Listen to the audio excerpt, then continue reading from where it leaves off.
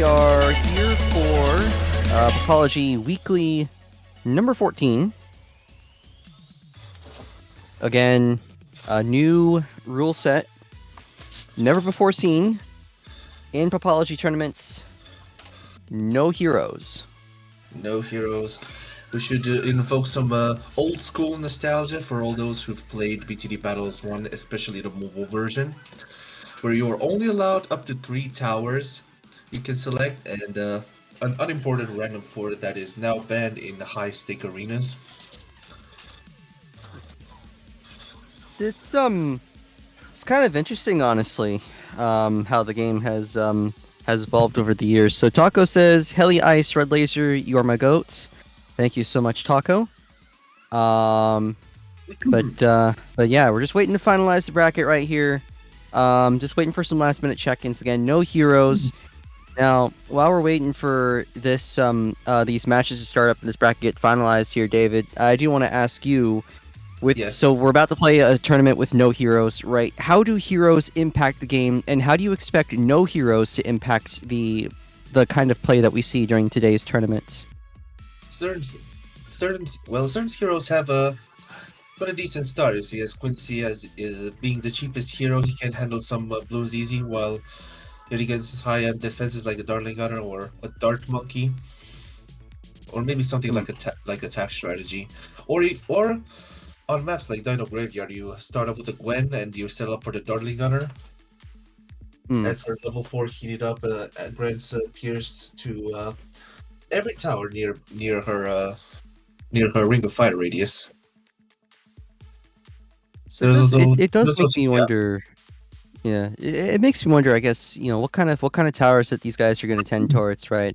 I think there is going to be that tendency towards maybe a lot of dart play, maybe a lot of tack play. There's a lot of compositions right now that get used in Hall of Masters where the hero plays a very important part of the green defense, and I think we're not going to see a lot of games go very late. I think we're going to see a lot of games go into the mid game, and I think we're going to see a lot of mid game rushing. I think it's going to be really action packed these matches because of that. So, and don't forget the choke rushes, David. I think the choke rush is going to be something big to look out for here during this tournament. Yeah, especially when you're trying to set a bait rush, and they expect you to boost or panic about it, and while they're acting and fall for your trap, you're going for either an all out or a bigger rush while you're maintaining your own Mm, economy. right, right. Now here's a little So yeah, talk LMS while we're waiting for the bracket. says you think no game is going late game, but you have me in the tourney. That is LMS's words right there. He says, "What a silly thought." Um, Yeah. Man, While it we're might waiting for get the brackets proven to wrong here, update, but we're gonna have a little intermission here because of this unexpected event that hit us all from the left field. Now, with Blue City 6, they have now collaborated with the one and only Mr. Beast, the one big YouTube influencer with high budget videos and a lot of trained professionals. At least from how I see it.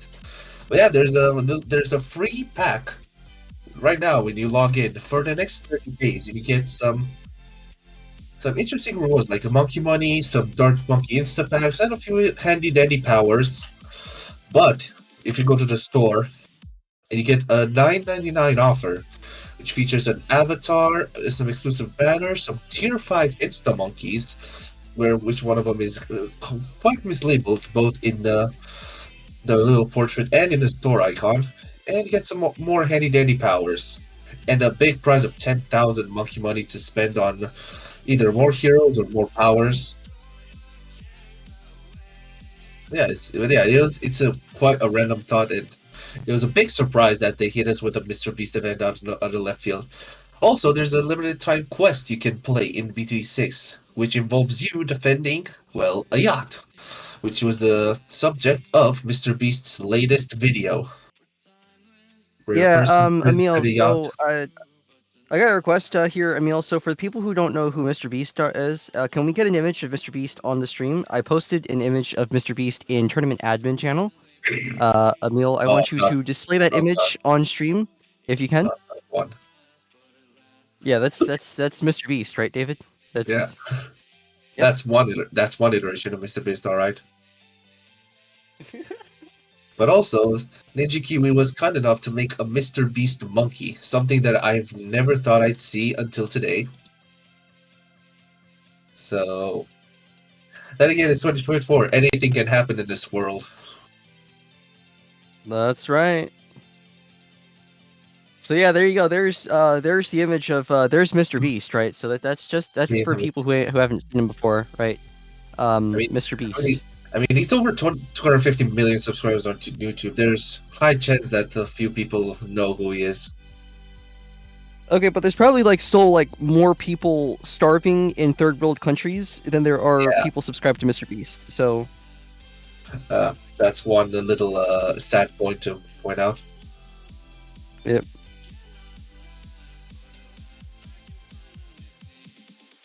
But Yeah, yeah, that's all the TED talk about this Mr. Beast and PTT6 event.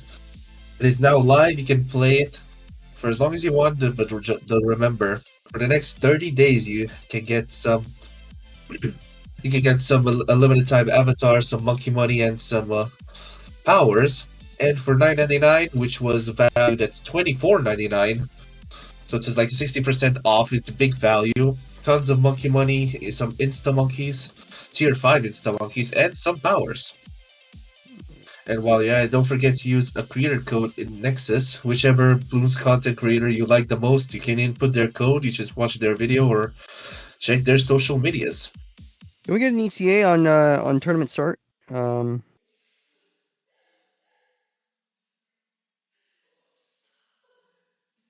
no one ever joins these damn things on time.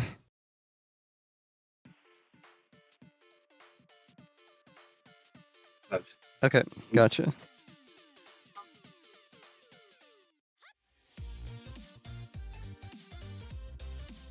So yeah, we're again, we're just trying to get Nice the taco, bracket sorted out here. taco coming Look, with the code Mr. Beast. Alright, go on. I'm just talking so that I can keep you guys occupied while Emil does the important stuff here. So, I guess big thing here in the Greater Balloons Battles 2 community news is that there is speculation of a new Ryan Mahalik tournament to occur later in the month. So obviously, no announcements on that right now, but we do know that there is sponsorship for about. I think the current sponsorship for that tournament is about somewhere between $100 $150 right now. So hopefully we see some more sponsorship here for that tournament. Hopefully see that tournament get announced formally soon. Really been enjoying those Ryan tournaments, right? Just being able to kind of call the shots for those, and I know Ryan really wants to play in one of these tournaments and kind of show his stuff and show that he's like the biggest balloon popper of them all. So,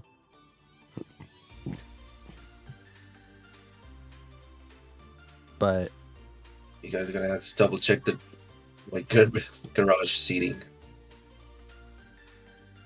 Alright, so brackets not yet finalized, but I see it's. Oh, pardon me. I'm sorry if you heard that. yeah, I think Mao said it best. Honestly, if the seating's kind of crap, just win the damn game. So, it's your own fault if you if you can't win. So, Bacon hasn't checked in yet.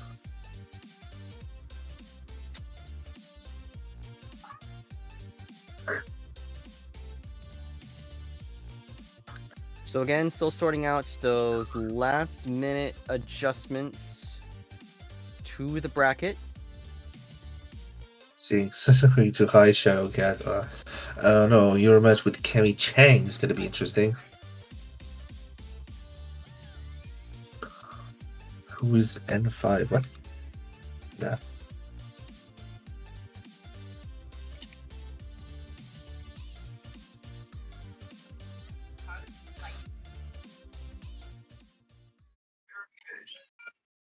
Oh, no. All right.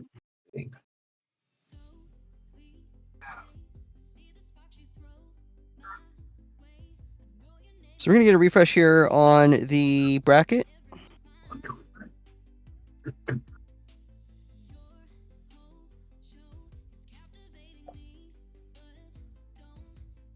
Once again, we are just waiting for everything to get sorted out here. Here, let me check in. Just a lot of pregame shenanigans here.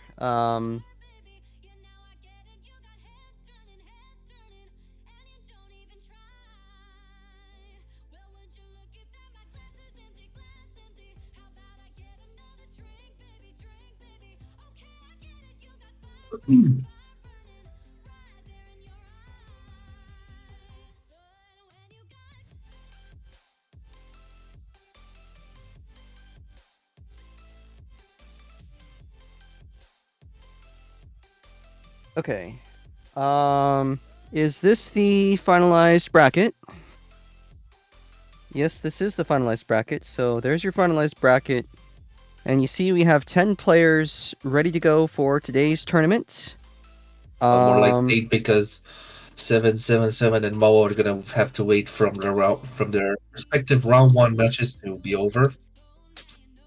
So for the time being, they're gonna have to analyze their respective opponents to see who of the two are they gonna expect to match up against. Yeah, so anyways, we're about ready to get this thing started here. Before we get started here, David, you got any picks on who's going to win this tournament outright? Not really a favorite. I'm just gonna go blind to see. Okay. In the meantime, I like Mao's chances here just getting the win, so. so quick reminder for those who just joined in the tournament. This is going to be a no heroes challenge, aka more of a BTD Battles 1 old school tap rule set, where you only pick your 3 monkeys. And your hero doesn't matter which hero you're choosing because they are banned to use in the match. So you're gonna have to rely on your upgradable towers with their tier 5 upgrades and your monkey boost and bloom boost to change the tide of the game. Depends on the map, depends on the combination of balloons you're sending, and overall who's got the better skills. All right. So yeah, we're just waiting to get everybody's kind of coding each other right now. We're gonna get a camera on one of these matches soon. Really excited to get the action underway. And here is the action. So we have Alex and we have Daniel Yee. The first map is Star, and again, remember, heroes are forbidden. So if one of these guys even so much as places down their hero, it is game over for them. It's an automatic disqualification. Is that correct here, Emil?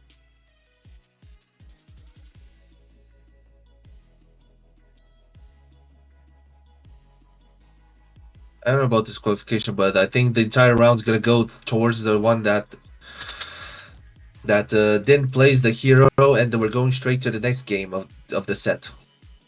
You're doing OBS stuff. So if they place their hero down, that's an automatic disqualification from the match, right? That's automatic forfeiture, right?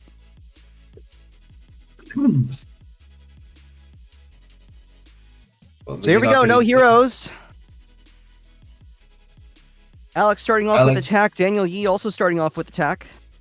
Now, question is are they both going to go super range attacks? I mean, obviously, yeah, Alex and Daniel Yee going for the super range attacks. Alex opts for a 1-2-0, while Daniel stays still at a 0-0. Guess it's all about that. Okay, now Daniel upgrades his attack. Normally you'd get if you get 1-2 attack, right? You have to shorten up your eco a little bit in order to get your hero round 1. But again, both these guys, remember, it's a no heroes game, so something I do want to look out for, David, when we're watching this is just watching whether or not these guys can accomplish any layering on the attack. I don't think on this map it's possible, but it is something worth looking out for, right?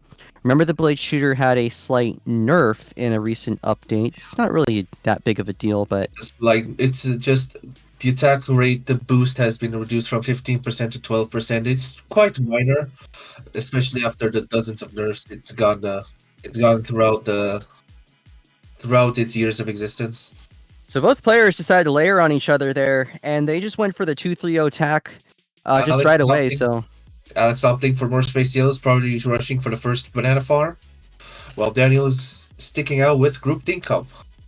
So this tells me a lot, David, about how they're playing here, because Daniel looks like he wants to play an eco strategy, right?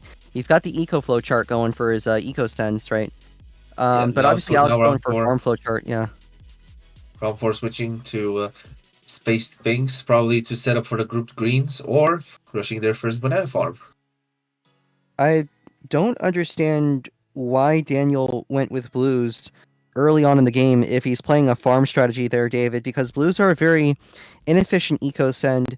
I would much rather sacrifice a little eco by going for the reds instead and maybe getting that extra farm upgrade. You see Alex right there. He's got the 200 farm. Daniel only with the 100 farm. Now he does catch up with that 200 farm, but he's only going to get 6 bananas from that farm for this round instead of 7. Alex already placing a second tag shooter to be extra safe for leaks if there's going to be any leaks left, and probably preparing for a good blue layering. I Maybe don't some really good like blues, that greens, and move. yellows. Yeah, I don't like that move just because this isn't going to be a GG round 40 type of game. We're definitely not in that territory.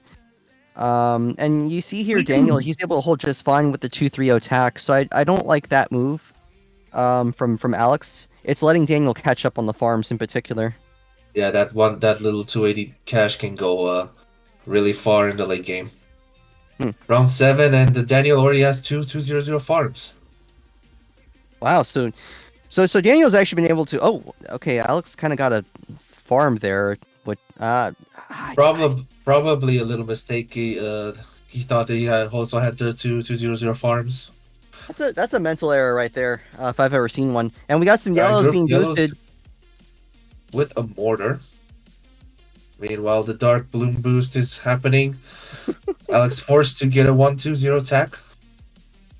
He defends just fine. He's a little bit on the over defending side here, though, David. Again, that 2-3-0 blade plus that 1-2 attack, it's a little bit over defensive. Plus, I'd like to Meanwhile, imagine that. Oh, meanwhile, Daniel, they're sitting with a 0-1-2 mortar with the Bernie stuff, which probably is more expensive than the 1-2-0 attack on the Alex's side. right. But you got to be thinking too about these guys need to set up for the round 11 defense. And now here's a little Regen pressure Zebras. towards Daniel. Regen Zebras. Remember, no heroes to help out with the cleanup here. So Daniel going to take some trickle leaks. Look at this. Wow. Oh, now depends how much the balloons grew back layers. So yeah, it looks like it's attack, farm, mortar, mirror, as expected. Will we see the rush? Round 11 coming. Oh, Daniel's going to rush Zebras. Alex is going to be able to defend Zebras just with a panic boost. fine. Either a panic boost or a planned boost. Unless Alex plans to get the trifecta of a tier 3 mortars to defend against an upcoming And re-rush. another rush! Daniel But coming don't- back! Alex going to maelstrom the rush to defend. No. I was really surprised. I'm really surprised that he did that there, David. Then again, it is expected to when you're rushing attack. Meanwhile, Alex coming in with some Oh, retail Alex is rainbows. coming back. This is the kill right here for the game. Can Daniel defend? Nope. Gets a 2. Oh, actually, it was so 1-3-0 close, attack. linking to 5 lives. Probably that single flare shell shock wasn't enough. I think Maybe Daniel wants to come back for more. I think Daniel's the getting way a he's been banana playing, rotation. David. Meanwhile, Look at Alex! it's Look at just Alex! responding Going with back with an R-Rod! This red again to win! Daniel's gonna maelstrom to defend! He still has a 3-2-0 farm up on screen. He's got the farming lead right now at this point. Alex again going with Oh, some now lots of Alex. rainbow zebras. Yeah, this is a big barrage right here. Trying to get that Daniel's regrow getting farm an from that overdrive. overdrive to win this game. Now, is it going to be enough? I don't know. Oh, it's gonna be really close. Desync Daniel's really feeling quite a bit of makes it cash hard. right now, though. And a bit of lag out here on our side. Meanwhile, the stream FPS looks fine enough. Or is it my case? I don't know. A lot of over defending right here, but I think David, it's because these guys, I don't think they understand just how well their defense holds without the heroes. That's the key right there. It's really tough for them to gauge just how effective their defense is. Alex still kind of playing with the more traditional defense there. Now he's starting to get an overdrive up on his side, I think, trying to at least save up for one. Big question here again. Moab's coming soon. What do you do, David? Probably try the best to aim with a heavy shells mortar on their way. Moab's headed Alex's way, but he has the overdrive on screen. Now remember, Well, he doesn't have the middle path mortar here, so some zebras could slip through if he's not careful. Boost from Daniel to try and get the leaks. Oh, a boost from Alex. It's too late. yep, the Pierce on the overdrive was not enough to survive the ceramic insides. Remember, 104 RB is no joke. When a quarter of your tower's overall powers is the only thing. Okay, now when only a quarter of your tower is efficient against the incoming balloons, it's no go. Meanwhile, All right. Tower and Supreme Sock already starting with around 8. Taco going for Druid Farm and Supreme Sack with Ace Farm. This is a really interesting composition here from Supreme Sock. He does have solid defense here with the ace, but you see here, David, he's quite a ways behind on the farms. Taco has triple the farm income that Supreme has, and that's definitely a bit of an issue right here. Now, this Now, is an aggressive move. I was about Going to for another say if farm. Taco didn't get a monkey sub, but now you see the monkey sub plays. Probably one of them is going to be a ballistic missile where neighbor starts coming in to defend against the incoming purples around 11, or probably Supreme Sock's going to save up money for a better farm lead. Then again, round 11, that monkeys is a 2-3, is a 203, so it doesn't have camo protection. Supreme Sock's only way to get camo a signal flare. I wanted to comment. There was a really nasty greed here from Taco. He's able to get the plantation on round 11, and I think the reason for that, David, he was able to get away with that, is Supreme Sock was just running with such skinny defense right there. You know that if Supreme tried to punish that, he could just be punished right back. So really good play from Taco. Really good play awareness right here. Supreme Sock needs to catch up in the farming game, I think, to stay competitive. Oh, he's gonna get a check rush. Taco Look at this, getting the David. regenerator rush. Is Big the ace boost. going to be enough? Taco's gonna rush through boost. Taco's gonna rush No, I through don't boost think and it's gonna take be the enough. game. All that Pierce on monkeys and still didn't get enough. Wow, it's so realistic. Taco Yeah, coming in with the little smudge tongue emote. I do Yeah. question the choice of defense there from Supreme Sock with the Ace Monkey. It's definitely an unusual pick on that map, but Meanwhile, okay, so we're back back. Alex versus Daniel. Yep. So Daniel again up 1-0 in the series, and you see he's going tack while Alex is going boomerang. Boomerang. Yep. That initial boomerang spot is making me believe it's gonna be a Rico later on. Let's see. Meanwhile, So letting some red balloons leak, no problem. I do wonder here. Like, Here comes the green layering. okay, there comes the green layering right there. It's Red on hot round ranks 2. and the switch of the hands on the red hot ranks. I think he's doing a good job, Alex, is with these boomers right now. Yeah, he's not leaking too many lives.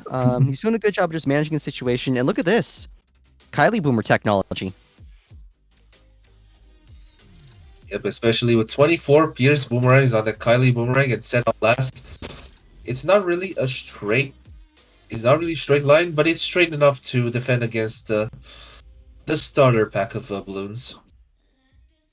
Yeah, I think so this I know this is the crossbow spot whenever you play Dart Mortar Farm on this map, and you can see the spot's actually doing pretty good. Sometimes the boomer isn't quite aiming where it needs to aim, but that's okay. He's doing a good job of just kind of he got the boomer start going. Now the thing here to look out for David during this match is that you see Daniel, he's already got the 100 farm up, right? And Alex is only now just getting to his first farm. So I really want to watch how the farm game goes. Can Alex keep up with Daniel and stay competitive in the farming greed over these early rounds?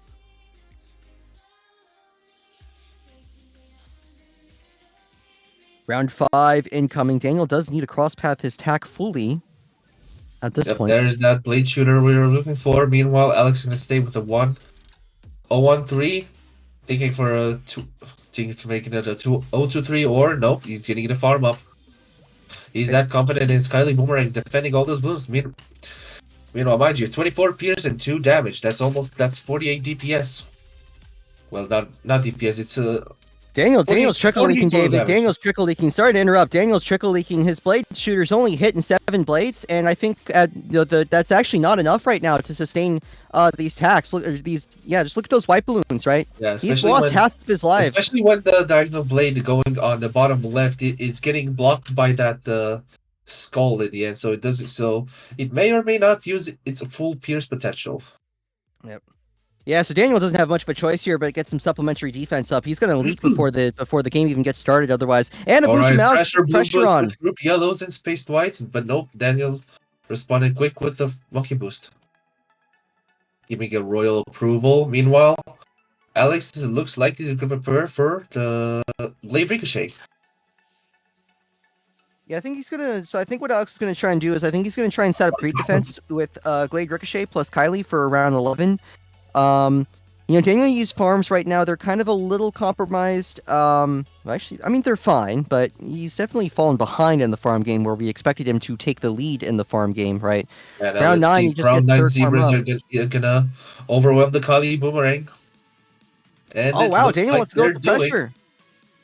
Alright, let's see, faster ranks on Kylie is gonna be enough to defend against those Zebras, and it looks like it's almost there. The Regen Zebras. Couple regen zebras. This is gonna be kind of interesting here, but Right, yeah. but he did towards that Ricochet.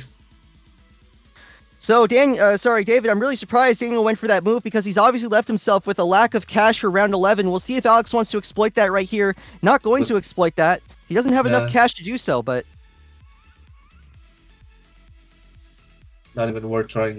Oh, he's going to try it! But Regen Zebras, couple purples on top. Daniel needs to greet defend this here. The regrow farm around the bend. Daniel is going to boost. And now he's left himself vulnerable for round 13. Signal flare from Alex. Daniel tried to counter purples, but was not enough. He's coming with the big boost boost. from Daniel! Alex defends. Can he come back and win the game? Now he's going to rush a couple of rainbows, trying to be mindful of that Maelstrom. Daniel, is he going to defend the check rush? He's got Shell Shock up. Oh, but some regrow farming is occurring. Nope. He gets another blade. It's not going to work. We're going to game 3, David. Yep, those balloons grew a bit too much, and probably some of them were black balloons that the Shell Shock wasn't even able to affect.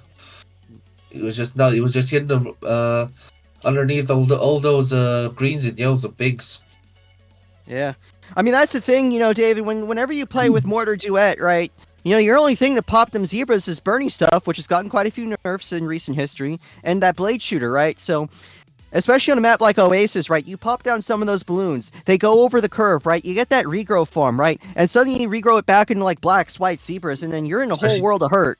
Especially if that curve is really wide, that neither explosion is gonna be really affected. You're gonna have to pinpoint the exact position where balloons are going, so you don't accidentally regrow farm yourself. All right. So Alex and Daniel about to play the deciding game 3. Meanwhile, in the side-by-side view, you see Mao playing Kenny Chang. That is actually in the, I think that's like round 2. So here is a look at Mao versus, well, I mean like the bracket. Oh, yeah. Okay, gotcha. So here's a look at Mao versus Kenny Chang.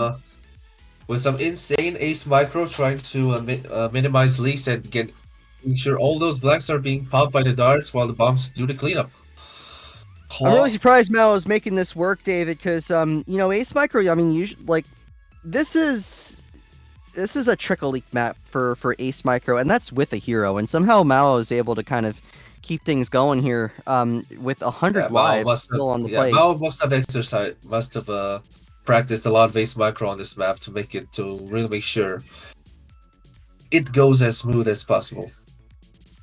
Yeah, he's definitely got that technique down to a T right here. Yeah, I mean, Kenny Chang looks like he's gonna go for an eco-based strat. We see no farms coming from him with a Blade Shooter and a 200 tech.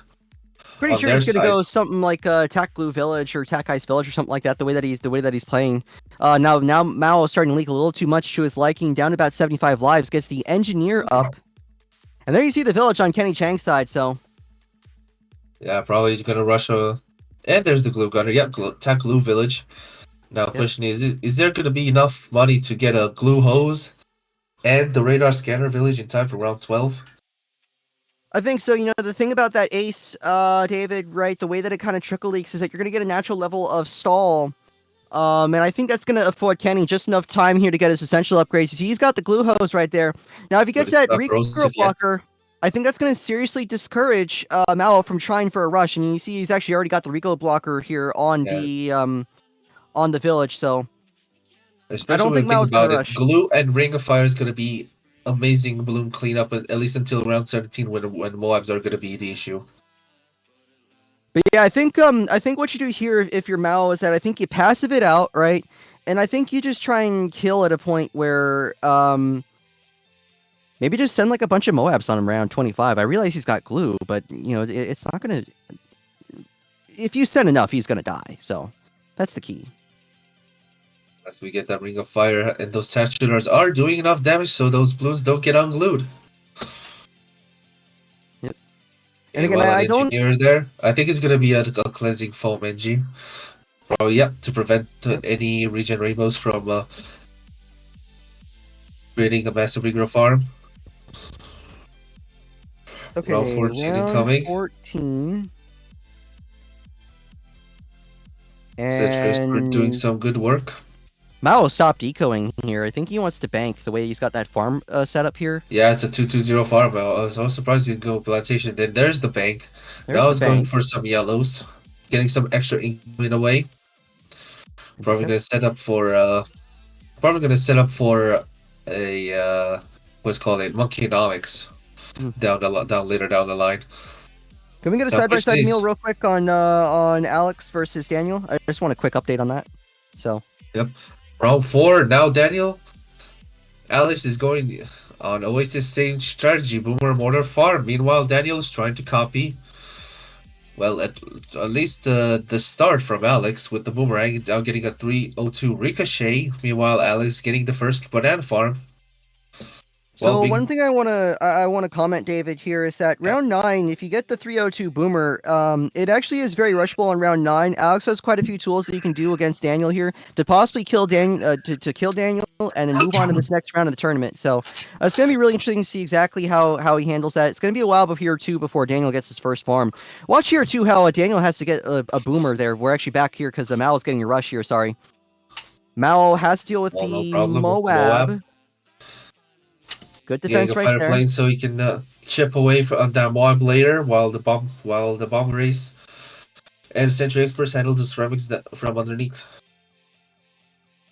See And the again, setup on Century Expert.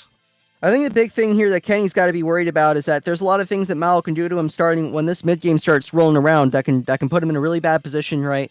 Yeah, if not careful, you're oversending your opponent a rush, and you're not gonna be left with enough money to defend. Meanwhile, here it is. Mao is gonna be sending a Oh, fortified boosted Moab. up Moab towards Kenny Chang. He's going to boost in response to defend. Overdrive is a That Moab little is going a late. little too fast. There you see again, he's able to kind of just clean things up effectively. He's going to lose a couple lives, but no big deal here. Oh Now my ooh. goodness, that was a lot more lives than the server Oh, showed us. double boosted F Moab. Mao's way. Now let's ODS see if starting from Century Mao to Expert. defend. Now let's see if Century Expert going to be done. Yep, there's the cold Century there, slowing some of those balloons in time. Given time for the engineer to spawn more sentries to defend. Now Mao Meanwhile, trying to here get comes the those round engine 20 trap neutral farms. Moab. So he doesn't have Bomber Race on his screen right now, Mao does. He does not have Bomber Race. I think, yeah, Mao will try to sell bomb race for a blue trap in the back. Probably if the strikes were too far on the track. But the good thing it was that there's a cold sentry that saved them there. So Mao does have the advantage here, but there are still things that Kenny Chang can do to stay competitive in this game. But Oh, Daniel's nice. down! Is he down? Is he down? No, he's not. Nope. Yeah, that little brief moment of purples going through Daniel's side, but somehow the burning stuff and Rico with the It was the deadly it was the long SPAC. life He's got the spikes SPAC. there. That's Daniel's secret weapon. It's the SPAC. Oh, so we're going full eco strategy against Boomer Farm Mortar. Meanwhile, Kevin Shang used a fortified ZOMG. Pretty sure he's dead, David. I've seen this story a couple different times. I just don't understand how Unless Kenny you're getting a he's got glue a chance strike here. and a few maelstroms in the back to defend against the leaking fortified ceramic. We'll see what Kevin's gonna do. The BFB is going. Watch the Topping boost from Moab. Mao. Oh, Maybe we got another some boost. leads headed Mao's way. Red as the No, FCOG ground is zero. trying to make its way through on Kenny's side. Kenny's Nope. down. Mao wins. Mao wins. Kemi probably wasn't fast enough to get all the maelstroms, or didn't get the glue strike in time. All right, back to the deciding game 3, Alex versus Daniel. And again, the X factor from Daniel Yi. He's got the Spike Factory Tower. Yep, those deadly spikes with 3 layers of damage, and the pileup is going to ensure Lots of rainbows from Alex. Now let's see if there's going to be any regens in there, but no, there's going to be standard balloons trying to overwhelm the deadly spikes, but to no avail. Yeah, I'm surprised that he's not just going for choke cerams right here at this point, because Daniel doesn't have a lot of defense on his screen right now. I know he's got that spike pile, David, but you got to be thinking about how much liquidity Alex is holding right now and how little supplementary defense Daniel is holding on to right now. He's only got the 302 Boomer, and the Mortar has his real DPS healing towers at this point. Let's see if Tina is going to be any good factor when the spaced Moabs are going to be unlocked. Here are the spaced Moabs. Another great opportunity here to... Daniel's look at this! Boost from Daniel! And some zebras underneath, but nope. Alex was good enough to get a Moab press and a boost. Not enough. All right. This is where you got to be careful if you're Alex, David, because he's going to be off boost for round 18, but he does have tools to defend if he needs to, right? I think he's trying to ready up a second Morglaives here in case he gets another F-Moab his way. Or gonna get a... Oh yeah, Daniel wants to send. Look at this. Yeah. Look, see, there's a fortified Moab preparing for a bionic boomerang. So gonna be a turbocharge with glaives. Lots of zebras underneath. Alex was not able to get the second Morglaives. He's now going to T-charge the F-Moab. F-Ceram's racing through, but the Boomer should clean it up. The high pierce on the glaives was enough to shred through all those leaking ceramics. Meanwhile, preparing for more glaives and a rerush with 45 bucks and more balloons. One thing to note is that the more glaives is enough to defend against the most grouped balloons. Meanwhile, the 45 Moab is racing, forcing Alex to get a secondary Moab press. Oh, Alex might choke to this because these F-Cerams. Look at these F-Cerams. Watch these F-Cerams. They do get demolished. The boost does stay on long enough. Now, I'm concerned, David, about Alex's overall economy. At this point, normally you get about 1,800 eco plus the farms that he's got, and Alex is only sitting there with about 1,000 eco. You know, how's he going to go through and overpower Daniel and win this game? Yep, Daniel Yi just a few seconds ago treated those neutral balloons like it was nothing. Those deadly spikes piled from the back shredded them. But I don't know if it's going to be enough for the fortified BFB. Both players sending each other an FBFB. And Daniel can only test that spike pile so much, David. There's only so much brutality that it can take. You know, Alex can kind of chip in here with a couple of them choke balloons. Nothing. Meanwhile, he's going to prepare for another turbocharge, probably in time. He's going to be up in. It's going to be in another glaives. Once it pops down to Moab, I feel like I was going to prepare that turbocharge. Meanwhile, sending a regular ZOMG on his side. Oh, this is going to be interesting. Hey, these guys got to be prepared, David. Because think about the tight leads, right? The tight leads could force some serious action. Yeah, the tight leads are coming right now, round 23 actually. Is it? Yikes! That's gonna cause a lot of commotion. Here it is. Tight leads are available. Tight regen leads for the fact. Oh, Alex sending 160 tight regen leads. This is to win the game and overpower the spike pile. Oh no, it's going to be a bombardment Daniel's from got the the Daniel ABAT. He's going to defend the leads, but he still has to deal with the BFB. It's going to be enough. It's going to be enough to get a wide press, but no, I see Alex coming more back leads, with more leads, and the BFB. Big rush. This is BFB, the win. The spike pile is the spike pile going to be Daniel's still in it. He's still in it. He's still in it. Oh my God, he's still in it. Just by the skin of his teeth. The desync really makes it. Oh no. What did I just see? One more time! Oh no, sorry about that, but... did LMS just dive like a bozo? Yeah, Fishy sent them some cow purples on round 12. Yeah, more rushing headed Alex's way! Can he defend? Daniel trying to get the win! It's down to the wire! The COMG is going to kill Daniel if he doesn't kill first! Oh, he gets it! More pace than it looks to what a move! Daniel Yi beats Alex and moves on to the second round. Or the next what a round, play! really. Oh my God, David! Did you see that? How did he do that? That was highly impressive. I didn't think Daniel had the potential to defend against all that with what he had left before round 23. But it looks like it really paid off. Getting a bombardment for the first set of leads, keeping that artillery battery for the next sets of leads, and that deadly spike pile in the back. He really built up sorry. He really built that deadly spike pile enough to survive a ton of leads while coming back with more tight leads. And Alex's mortar micro felt a bit too slow as a bunch of pings went through, causing Daniel Yeah, to win the entire set. it's a really tough way to lose the game, David. You know, if you want consistent defense against those leads, right?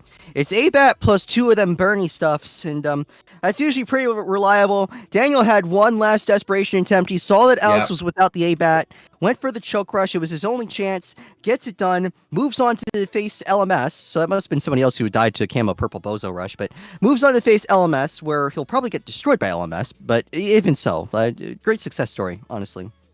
Seeing Daniel Yi defeats Alex. All right. Mao versus Kenny Chang. We join the match in progress. Game 2. Tag Mortar Wiz versus Tag Farm Mortar.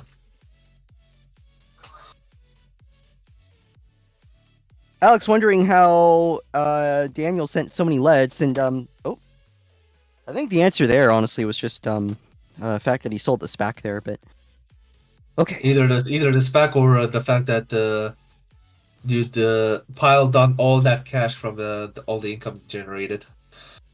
so Mao Especially playing when you consider backwards farm. that their only defense before round 20, before round 21 was just 302 Rico, Bernie stuff, a single flare, and a 104 Spike Factory. We need a More name swap, by the way, Emil. Gotta swap the names. Kenny Chang's on the left. There we go. there Thanks, we Emil. go. Round 12. Commencing, Law coming with a signal flare and a heavy shells. Meanwhile, Mao going with a Wallfire Necromancer. Check rush from Mao, and it's boosted. This is to win the game right here. Oh And no, that Kenny should Chang be it. missed. Yep. That little choke rush either came by surprise or Kemi wasn't really focused on the action. Yeah, Because he could have easily, I think, sold the heavy shells for a Maelstrom there. But then again, you were exposed to another counter rush. I think given that state of the game there, David, I think what Kenny Chang has to do there is just one, he's got to be making sure that he can float shell shock at any point, and two, he's got to be ready to boost there. Because yeah, you know, attack plus 220 mortar plus 023 mortar. Sorry, you know, it defends eco, right?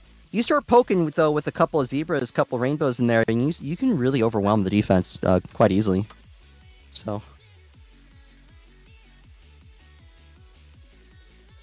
Okay, update on the brackets, because Mao did just sweep Kenny Chang. 2-0. Yeah, 2-0. So we're gonna see we have Mao versus Fishy and LMS versus Daniel Yi as the ongoing matches. We're still waiting to see who faces Taco. Although we have reason to believe at this point that that LMS is a good candidate for facing Stream Taco. doesn't load, yikes. That doesn't sound good. So Maybe if Daniel's over here, but I don't see.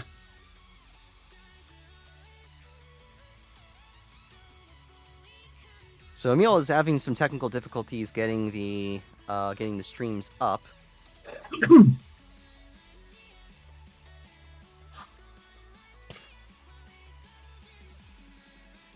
So, action-packed games that we've seen so far here. Yes, David. Yep, the two Oasis matches that happened were definitely high impact, high risk, high micro. Especially with these new packed blues really changing the tide of the games. Yeah. And David, I think this comes back to what we were talking about early. You know, we weren't going to see a lot of late games, right? Round 23 came and they just started blasting, dude. They just started like absolutely just Yeah, firing, barrel rolling constant, at each other. constant tight lids while also defending, while also building defenses. Back and forth until one of them suddenly collapsed. Yep. All right. Well, we got a nice little breather here. This is Mao versus Fishy. Fishy, The map and of we're choice going is Salmon to Ladder. Salmon Mao Ladder. coming with Interesting. Buck Elk Spike Factory. I'm not a big Now, fan of the what boat pick on this map, David. I'm not. I don't understand why both these guys are going boat because you know, with some really pristine layering, right? This game could be over before round 5. Um,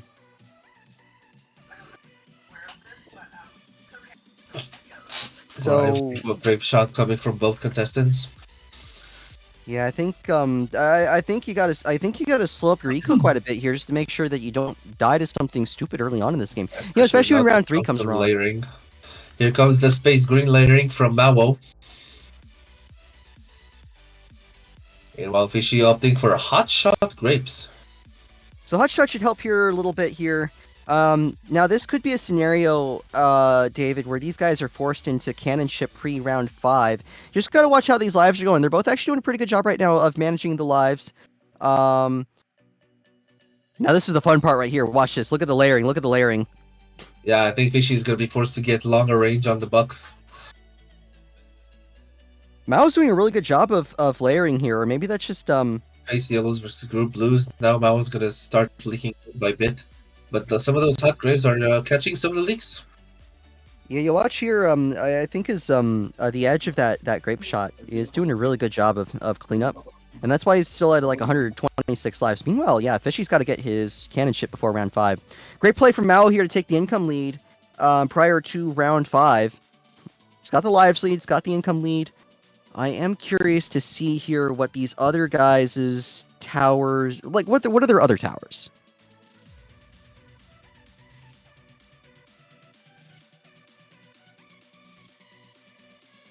I feel like this is going to be a Buck Elk Spike Factory mirror match. Because why What it's else looking would you like. go Buccaneer? That's what it's looking like. Yeah. Or maybe stupid idea, but I feel like Fishy's gonna get a crack at the sniper. Hmm. I mean, I guess depending on what these guys are going with, you know, they might have just bought themselves a one-way ticket to round 25 shenanigans.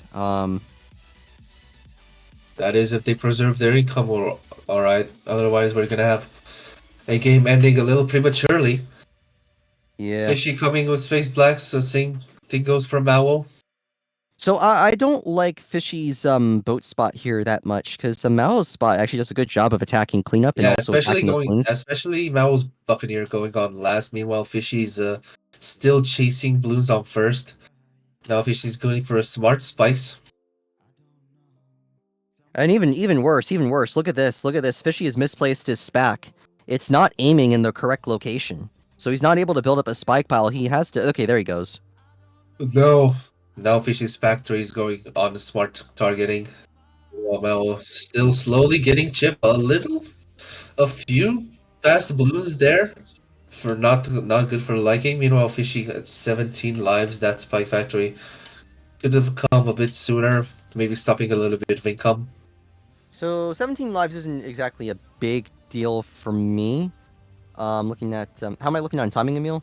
We'll talk about it here in a bit. So again, I can probably be here until like 4:25. It's 3:49 right now. So Yeah. round 9 coming with some regen zebras towards Fishy's side.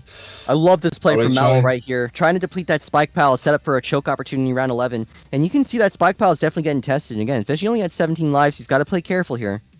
Alchemist coming in with the stronger acid. Probably setting up for a brew near the cannon ship. Round 10 coming with a nice opportunity for the spikes to build up for round 11. Is round 11 going to be that big opportunity to rush? Who knows? Here's some blacks, whites, regen zebras coming from Mao's side. Ooh, Mao And wants to check on purples. Fishy. Now he's not going to boost this. Oh! Yep, that was warranted a boost.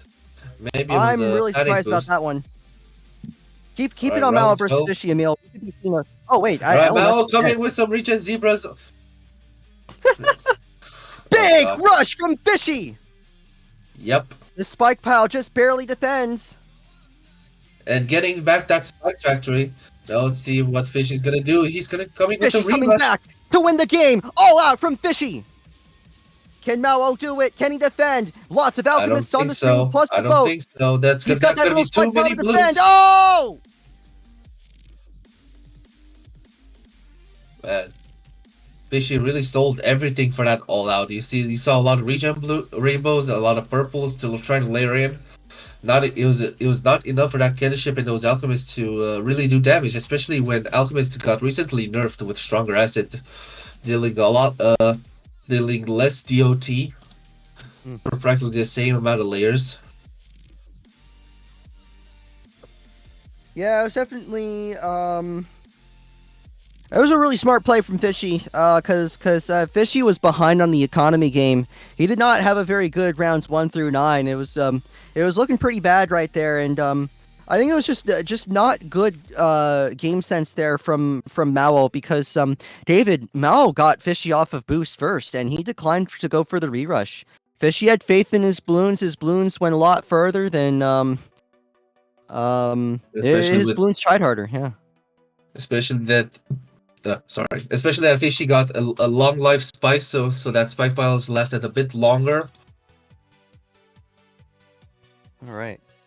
Also, with long life spikes, the smart spikes start of round boost is much longer than 2.5 seconds. So these two matches right here, again, these are the 4 players remaining in the tournament. We're trying to see who is going to move on to the final. Daniel Yee did upset LMS to take game 1 in that series.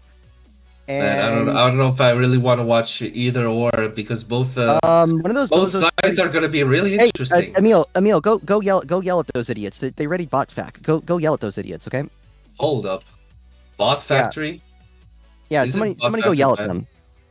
Yeah, bot fact is literally banned. Somebody go yell at them. Yikes! Hold up there, man. Wait, who should I freaking ping here? Because who should I ping here? Because Bot Factory is literally banned. You have to redo that second round. You guys have to redo that second round. LMS and Daniel Yee. LMS and Daniel Yee. I'll report. So wasted my time right there. Honestly, that's what I call that. Anyways, let's watch game 2 of Mao versus Fishy. NG Ace Farm coming from Mao. Meanwhile, Fishy opts for Druid. So AKA the next upcoming plush from Ninja Q X Makeship coming May 17th. Not sponsored. they're making a plushie out of the Druid. Yeah, it was I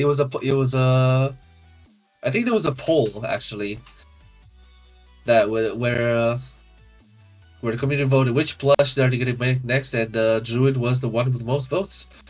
Druid also is going to come with a Jumbo Pat plush, so it's going to be mega-sized monkey. And also featuring the meme, the almighty meme, the Camo Region Fortified Red Balloon. I love that balloon, dude. Definitely had some memories sending that to opponents in this game. So Right, Yellow's coming Mallow's way. Yep. He's going to be forced to get to micro the ace, not opting for a 1-1-1-0 ace.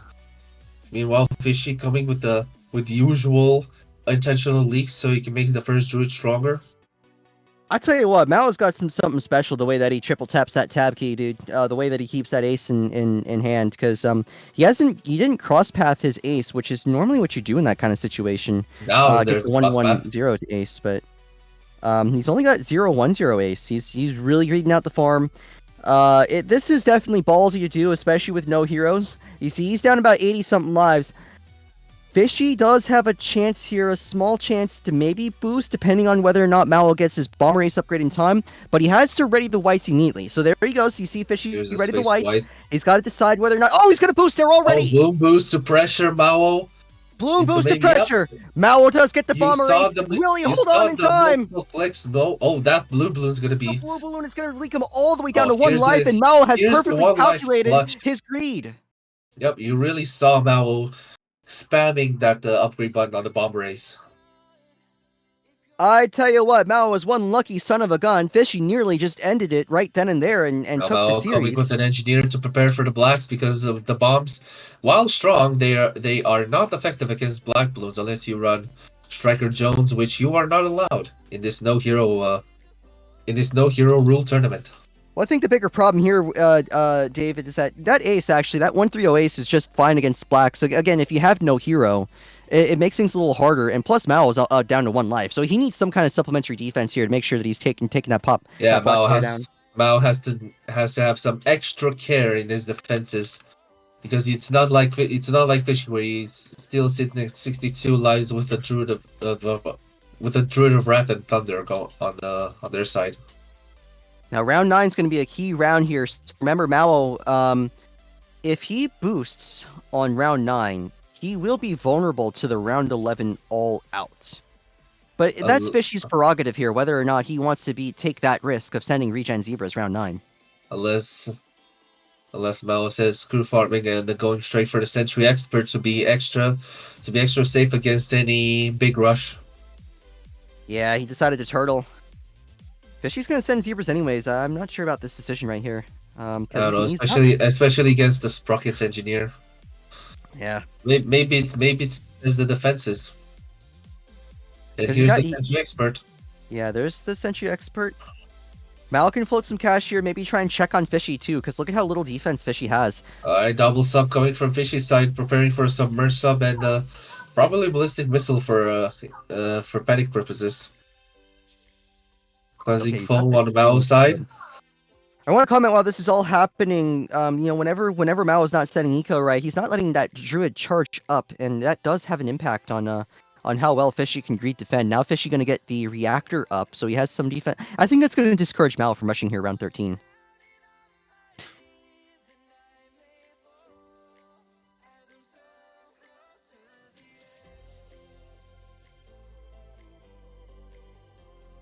Waiting for the 13, engineer. Nothing's happening. Meanwhile, Fishy's druid's gonna lose on that important attack speed.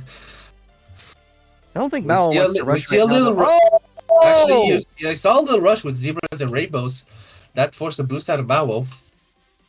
Now, whether or not it's gonna be a re-rush, it remains to be seen. I think you got to go for the re-rush if you're Fishy, and and don't forget a reverse flight path on the second ace. What's it gonna be? Oh, it's gonna be an Elemis, or I think it's gonna be a secondary bomb race. Fishy's got to send enough here to force ground 0. If he wants to resend, and then Fishy's gonna decline. Oh, no, he's gonna go for it. He's gonna go for rainbows. Boosted rainbows. Boost. Oh, that's gonna be an ODS. He's doing his gonna be enough. NG micro ODS from Fishy. He sent everything. Purples. This is to take the game. Micro from Mao to try and win the game. Sure. Last desperation attempt for Fishy to defend with the druid on his side. Really now finally selling one more time. Purple's coming Mao's way. Fishy is going to die to purples from Mao before he gets to Mao himself. Mao is going to take game 2, force game 3 on an incredible 1 life clutch after the perfect greed on round 5. Fishy was confident enough that selling all the defenses, getting druid stormed would prolong the game, but nope. That the bomber race ODS play from Mao secured him the victory, especially with that 1 life clutch, as you said. All right. Elvis and Daniel Yi going on time's up. Sadly, I'm not going to do that special rule how many monkeys are going to appear every round because we're way past round 1. Remember that from last week. Look at that. Group White Eco and a boost from LMS. LMS is going to be down without boost for round 11, and now he's going to rush Daniel. He's going to rush Daniel to tie the series. Double blade's not going to work. LMS takes the win. Very late reaction to getting in a Maelstrom, securing LMS the victory. There was an opportunity with the really boost bad perception there. Really bad perception there from Daniel, David. Not good game sense. That double blade is, he's playing with he's shooting like a glass cannon when he tries to rush LMS there when he's only got double blade on his screen. Not a great play on his part. Dude was waiting on LMS to run out of boost so he can trigger a re-rush, but little did he know there was enough money to send some purples out down his way. Trying to pressure him to gain a Maelstrom.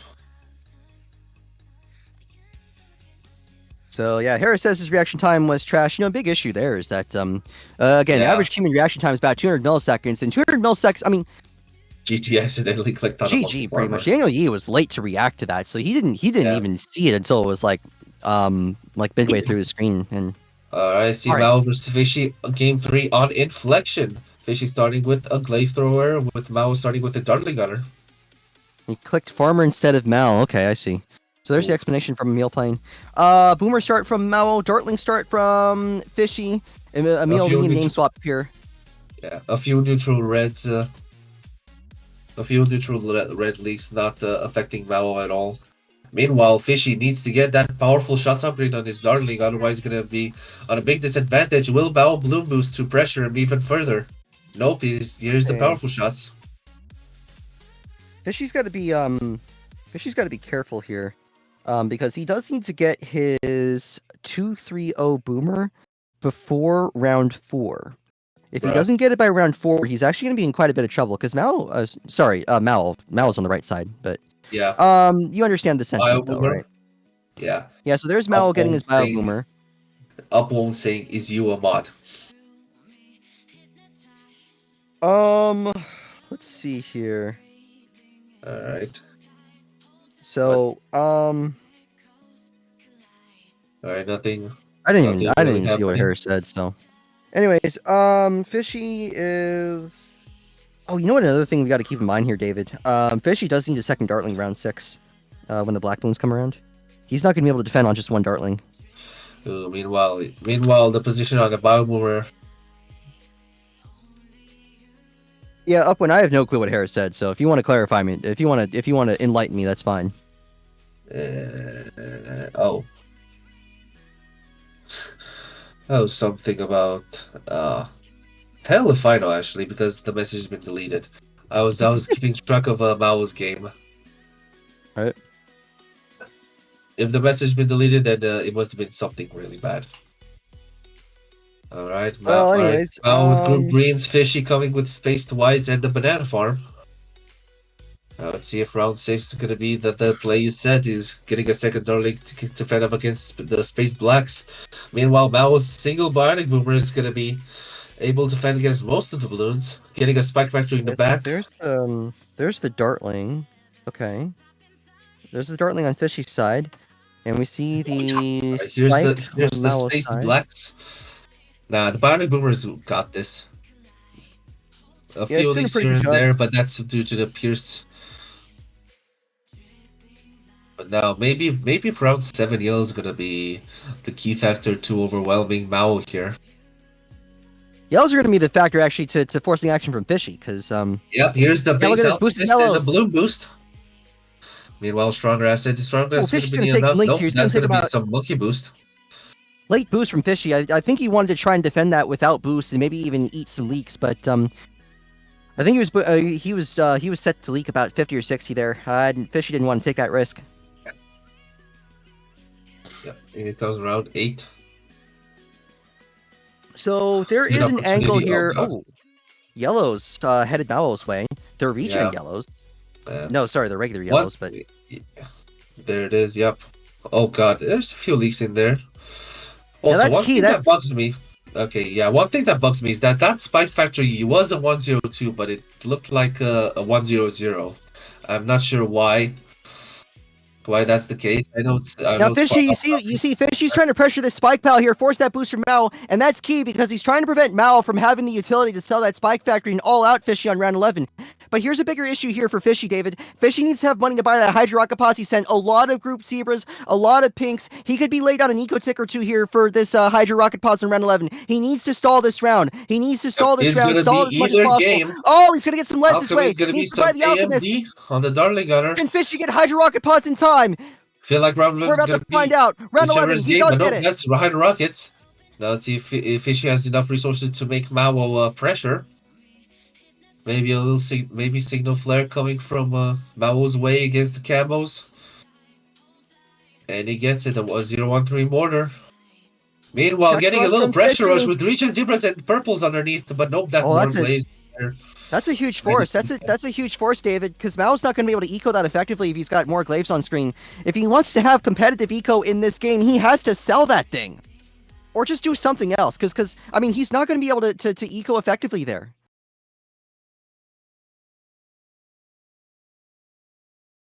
This is going to come down to how these guys want to play this out here. I don't think Fishy has a rushing angle right here. I think what's going to happen is that Fishy is maybe going to round try and 16 is going to be a key factor against Fishy because Hydro Rocket Pods is not going to be good against Rainbows of Solaris, even with Berserker Brew because a nerf from way long ago no longer makes Darling Rockets pierce more. Well, actually, the bigger thing I'm concerned about here is Mao, because Fishy's fine because Mao is playing eco. The big thing here is again think about Mao, right? He's got the 402 boomer, right? He's got an extra boomer right there, but if he ecos too aggressively, if he doesn't leave enough supplementary defense on screen, he could get killed by choke crush Cerams, and I think he's got to be mindful of that. That if there's enough liquidity, Yeah, if there's going to if be Fishy has enough a liquidity on screen, layer he's just rush, dead. I feel like it's going to be some Rainbows of Ceramics and Purples. But then again, is it going to be enough to overwhelm the spike pile from behind? Or is it going to go down to the Moab? I feel like both are going to save for the Moab. Moab's going to be really interesting here. Yeah. Yep, Mal was preparing with the spiked balls for Moab. Knowing that his current defense won't be enough to handle it. And here comes Fishy with the Moab. One Moab And Fishy's the way. It's Moab. boosted.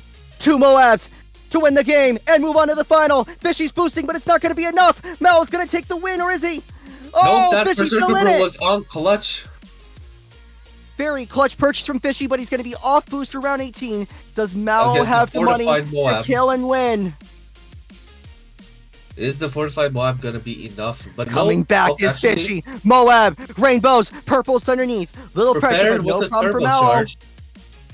Now let's Now see. Mal Mao's going to come back with the F Moab. This is boosted. I think he's going to sell Another everything F for no Moab. out. A very early Rocket Storm from Fishy to try and defend, but that's not going to do enough Moab damage, or is it? The first one's Third down just fine, fortified but how Moab about the coming second on the one? way with Here it is, space boost from ceramics Fishy. coming The behind. deciding point of the game. Lots of Cerams underneath, and Mao's done it. He's done it. He's taken game 3, and he's moved on to the finals. The Rocket Storm was just enough to run out of time for those fortified ceramics from the Moab to sneak by and take the lives away.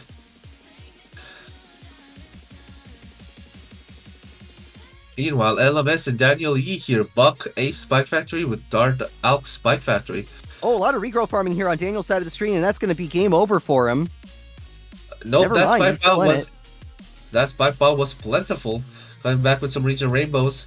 Meanwhile, Oh, those this is not region going to work. rainbows This is will not going to a work. lot. LMS takes game 3. It's over. It's over for Daniel Lee as LMS takes 2-1.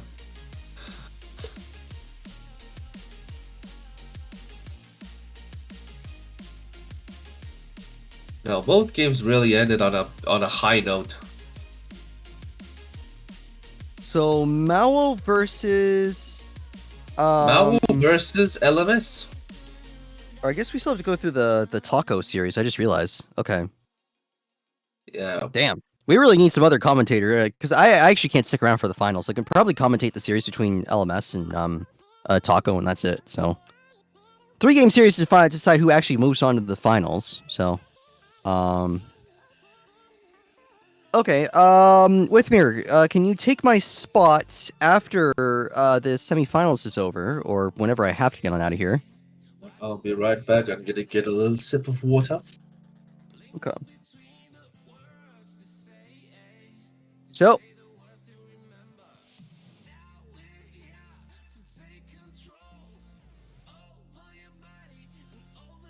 it's really sweaty in here, but okay. Sounds good, Withmere. LMS versus Taco. These two have a history against each other. I'm thinking in particular about the really exciting Cozy Cup matchup that these two had back when we were in the middle of Jericho meta.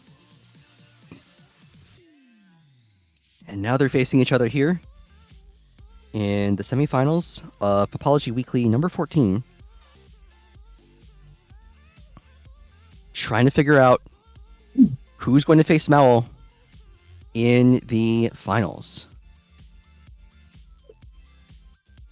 Recapping the rules, this is no hero, so you're gonna have to rely on your only 3 monkeys that you select for the game.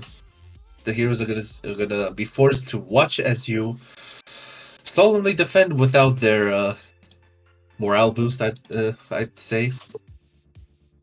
So, Yeah, anyways, that was kind of cheesy. again, action-packed games here so far. LMS, kind LMS. of he kind of fumbled his way here to the to this point, right? Because he did let Daniel get a game win against him, but this should be a fairly evenly matched series here between these two. I do have my money on LMS though. I have my money on LMS. All right, Salmon Ladder. Taco giving the good luck. A little response back from LMS as he's preparing his first Dart Monkey versus Monkey Sub. Here we go. Dart Monkey is gonna be effectively a Spike Bolt. I really like the sub start from Taco. Sub is just so good to start with on this map as far as taking care of the first 9 rounds of play without too much trouble. I'm just curious to see exactly what he has in his inventory for additional defense, right, beyond the sub. Is he going to go bomb sub farm? Is he going to go, I don't know, tack sub farm? Is he going to go sub sniper super? Look at this. Green layering here on round 2 against LMS. I'm really surprised about this decision right here. Yep, forced to get a Dart Monkey. Quick shots on the Spike Bolt and a Spike Factory in the back. Not in the back, but back enough to matter. Fairly early Spike Factory gotten from LMS. Not really sure about that decision. Probably to defend against those defend those space yellows, as those yellows are fast enough to avoid most of the Spike Bolt spears. Okay, so the Spike preparing for a secondary Spike Bolt. Spike's helping a little bit here with calming those trickle leaks, but it definitely is a little unusual. Bloombot to respond with spaced pinks. Yeah, so my main concern here is you see some of these pinks are they're getting really far before they get hit by the top Spike-a-pult. And that's leaving LMS quite vulnerable to these trickle leaks. You see he is going down in lives just a little bit. Maybe Taco really is the bigger point of concern here because he is down to 91 lives, but alright, so Taco revealed his full strategy, Sub-Farm Boomer. Sub-Farm Boomer is interesting here. LMS is going to have to be the turtle. You know, David, LMS promised us that we were going to see late game, and I think this is the time to shine in this environment right here against Boomer Sub-Farm. Whites, are they going to do much damage to the Spike Factory? He's going to get a third Dart Monkey, actually. This is not going to be another Spike Bolt. It's going to be a triple shot. Opting for razor sharp shots in there. He's really taking some leaks here, LMS is. Cause he's trickle leaking at an unsustainable level right now, David. He's down about 105 lives.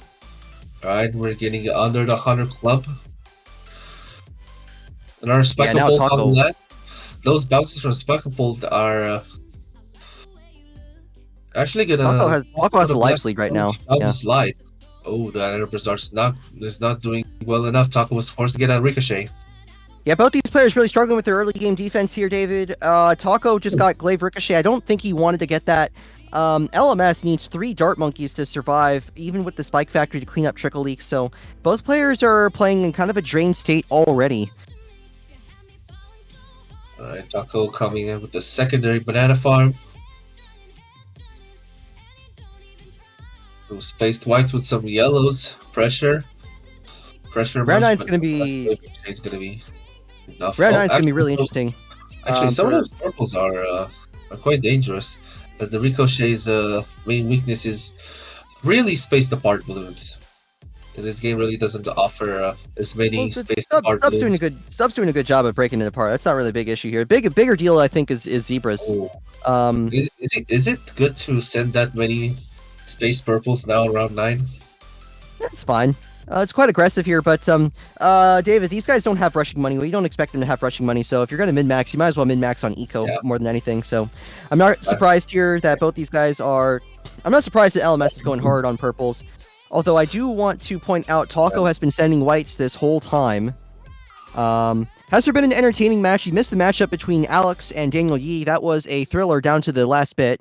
Haven't seen a lot happening here. Taco does decide to turtle by getting his boomerang. More waves. Meanwhile, Berserker Brew coming for LMS's Spike Factory. Keep in mind that that LMS did win the last match. That the last match going into the semifinals against Taco with Dart Alex Spike Factory on this exact same map. Alright, can he get Camel Juggernaut there for the rainbows? This is wow, that spike pile is really getting tested here. Taco has some opportunity here to try some check rushes if he really wants to. Alright, here comes the stutter round. Smart Spike's getting in. Camel Ceramic trying to pressure that submerged support, and it looks like it. It really worked. It gave it triggered a panic boost from Taco's side. Well, now Taco Thinking without that boost. Ceramic will lead just fine.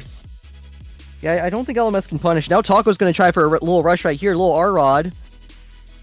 LMS Is it going to be enough against the Juggernauts? I feel like it's going to be enough. Boost matching from LMS Really to testing defend. the spike piles, but as expected, the spike pile survived. Meanwhile, Ceramic coming against Taco's side. Space Rams against Taco. Ceramic. Oh, LMS is going to get the win in a shocking manner. No, he's not. Nope, Taco somehow still alive. That reactor was just clutch to strip those damage ceramics enough for the boomerang to handle them. I want to see if the side factor is going to be around 17 Moab. Obviously, LMS's answer to the Moab is going to be a sharpshooter. But hey, David, both these guys. Sorry to interrupt. Both these guys don't really have good Moab defense setup. This is going to be really interesting round 17 because Taco's been floating. Yep, here's the Space Moab coming from LMS. Yeah, there we go. Space I feel Moab. like Taco's going to have to get 2 ballistic missiles to handle that Moab or an AP. Oh, Taco's in trouble. Taco's in trouble here. LMS, I think he wants to boost this one. Just waiting for the perfect opportunity. Never mind. I think it was a boost. I feel like I've seen some hearts coming from that plutonium reactor. All right, so far still so in good. a fairly vulnerable position here, round 18. LMS still playing very skinny though. I mean, look at that. He hasn't even upgraded the spike pile yet. Yeah, normally one would get deadly spikes to be extra safe. But I guess round 19 is going to be a definitive answer to that question. I think LMS is sorry. I think Yellow in the chat's disappointed that that LMS is not going for a rerush of some kind. Because Taco is still playing relatively skinny. Now he is going to send enough Moab Taco's way. Fortified Moab. Meanwhile, AP darts coming from Taco's side. Those leads. Oh, this is a little bit concerning right here. Alright, sold that stuff for a turbocharge. It's gonna be good, but is it gonna be okay against a little rerush with fortified with a regular? Oh, a lot of Cerams on this one. Natural Cerams. Now Taco gonna get some more defense. He's having trouble, dude. LMS is doing a great job training Taco with these check rushes here. Yeah, LMS with deadly spikes already. Round 20. Neutral Moab incoming. I feel like it's gonna be a breeze for both of them, especially LMS's spike pile doing work. Meanwhile, I see, okay, Taco's bananas don't seem to be collected. So remember the big sequence here. Remember fortified round BFB. 20. Oh, fortified BFB. All right, yeah, LMS is gonna prepare for the start of round Spike Storm. Are you gonna see it? Round 22 commences, and here's the big pile of spikes. But will it be enough to clean against Boost from Taco? That Spike Factory didn't handle everything. Now LMS's main Spike Pal is about to be tested. Michaeling 240 Spike Factory to stay in the game is LMS, as now he has to deal with 3F Moabs versus his Spike Pile. The Spike Pile can only take so much. Oh, LMS getting an Ultra Juggernaut. Wow, what a play right here. And that should help against the Leads. That should help in case Taco wants to send the Leads. Taco's got to be on offense here, but also these F-Cerams. Watch the F-Cerams on Taco's screen. Natural F-Cerams are going to be doing quite a bit here to Taco. Needs to get some mandatory defense. Yep, and say he's going to use the Bio Boomer. Charge. Round 24. Now let's this see is where I think you send a ZOMG is going to get the tight leads, or he's going to wait for round 25 to send those tight Moabs. I don't think this game's going to round 26, David. I think this game, I think they're going to end it right on round 25. There's going to be some big rushes. I'm kind of surprised that there isn't a ZOMG coming from Taco at this point, because if Taco had sent a ZOMG at the start of this round, David, he could have easily forced LMS to take action before having the ability to I feel like this is going to be the prep for Super Monkey Fan Club. Okay. Yep, here's the two darts. IMF loan from Taco. We know what's happening. This is going to be this is going to be the big bad Moab rush with Banana Salvage on top of that. Here comes the Moabs firing first on Taco's side. Moabs Taco's way. Does he have anything to protect?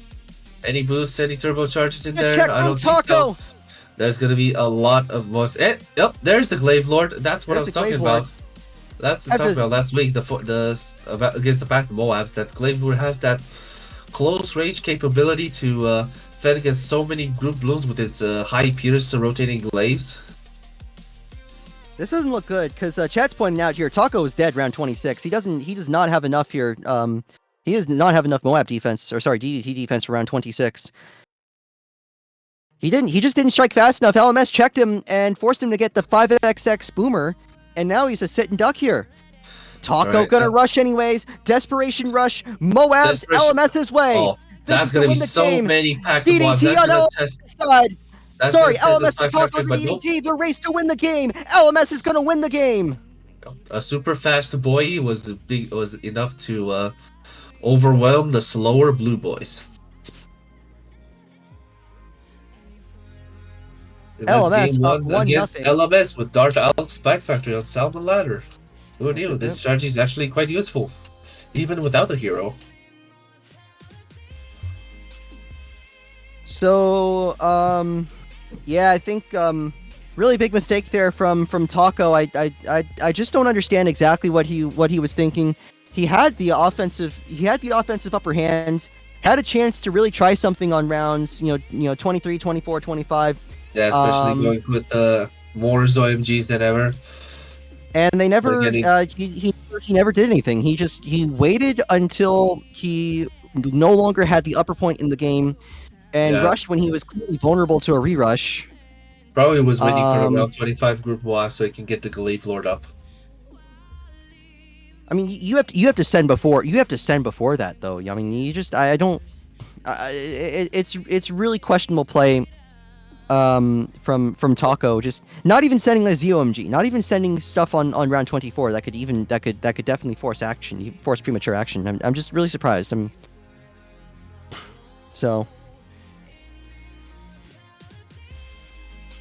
right, so let's see here. So Withmere is actually waiting on mute, and I'll just be out of here after this game, so you can have some fun commentating with Withmere after this one, David.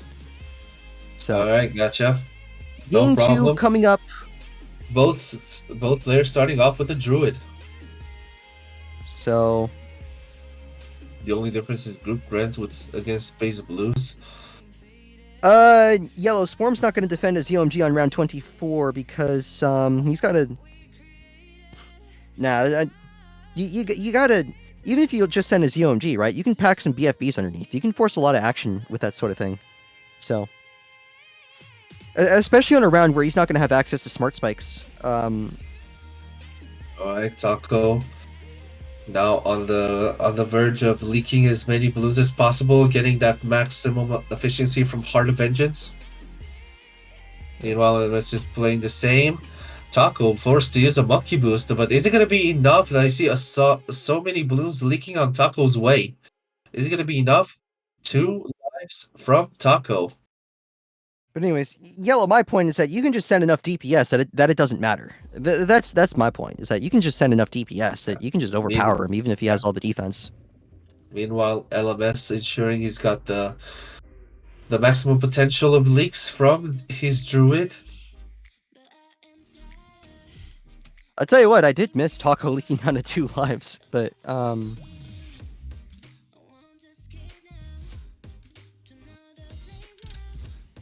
Yeah, so But, right now, okay, sorry.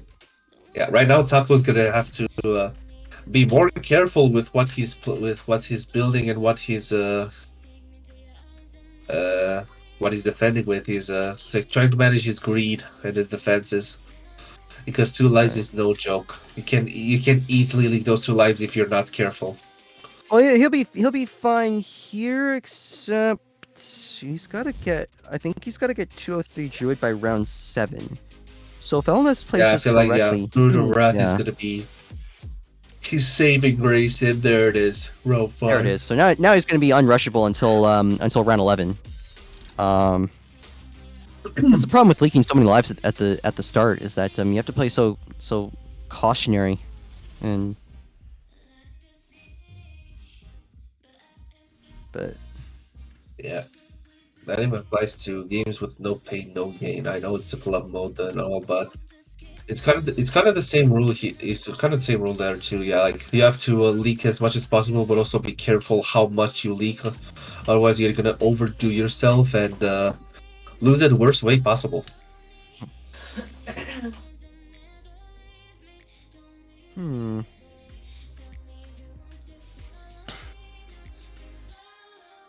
Interesting defense setup here from LMS. He did not go for Druid of Wrath. He has the second Druid up there.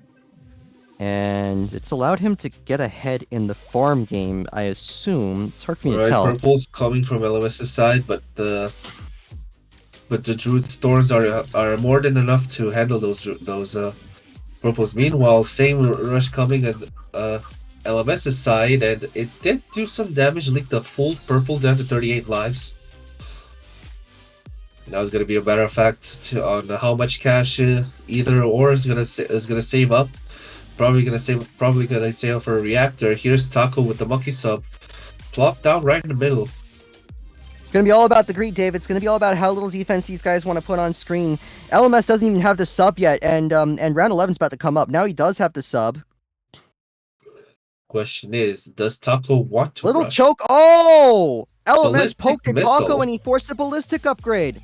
Nice little poke from LMS. Again, it's those little plays that get you ahead in the game. You know, whenever you greed defense like this, David, you're always playing scared, right? You always got to watch what your opponent's doing, right? You can get backstabbed if things go wrong. Plutonium reactor coming from LMS's side is going to be enough to pop all the purples. Oh no! Panic Oh boost. no! A misplay from LMS. What a misplay! He boosted when he did not have to. That is a huge mistake. That was a big no! panic boost right there. There were probably clumps of blues that coming right towards the end, right close to the Druid's face. That's why the panic boost. But now LMS is going to respond with a little small bait rush with 1 or 2 sets of regional rainbows with purples. Well, check Didn't rush do here anything. from LMS, It was a waste of a bloom boost. Meanwhile, Ceramics going for top now, with rainbows and boost from purples. Taco to tie the series. Is it going to be enough? The micro from LMS is not fast enough. Nope. Taco gets the win. I was actually waiting to see a 1 life clutch from LMS. It sadly didn't happen. That was again big mistake there from LMS. Boosted the rush when it was close, but I think he would have survived if he hadn't boosted there. Taco did a great job of punishing right there. They were playing on the edge. They played a little too on the edge. Saw the opportunity to go for the kill. Went for the kill. It's a great one right there. So, anyways, I do have to hop on off. But with Mir, introduce yourself to the crowd here. Everybody say goodbye to Red Laser and have a great time. Yeah. Go Red Laser going out to cure cancer, I'm sure. That's right. Yeah, or nice buy the to, Mr. Beast pack from have you. BTD6 at $9.99. Yeah. Anyway, yeah, I think probably everybody watching knows who I am, so hi. But always nice to hear you commentate, Red Laser. Yeah, it's always nice to stop by and call some of the shots here. Can't wait to see you provide some nice little commentary on here, because then I guess I can only do so much commentary the way that I've played the game, done some bozo losses, but yeah, Taco regrets worry, that wrong farm placement at the beginning. we've all been there, Red Laser. I've lost plenty of games this season that I'd rather people not mention. So I understand where you're coming from. Trust me. Yeah. Good thing Anyway. I'm a casual mofo, and I get Anyways, to sit back and watch. I'm out of here. I'll catch you guys around. All right, see you later. Have a good time. So you're a casual player, David. More so than yet. Interesting.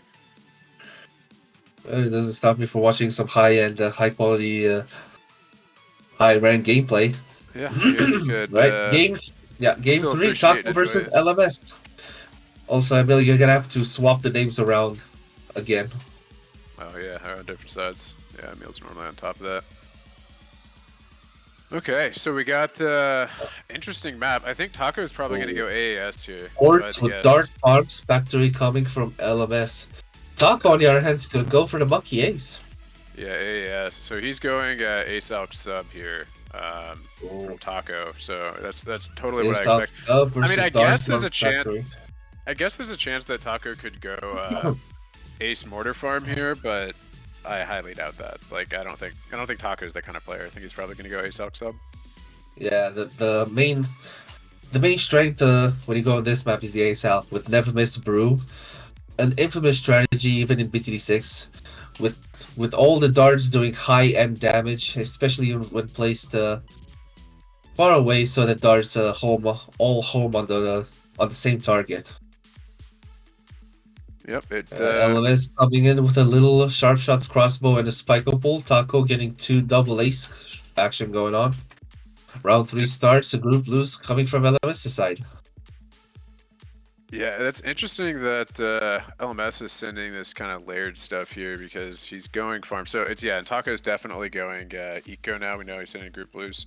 So it's definitely ASALC sub versus a farm loadout here. I would expect this game probably not to reach round 15.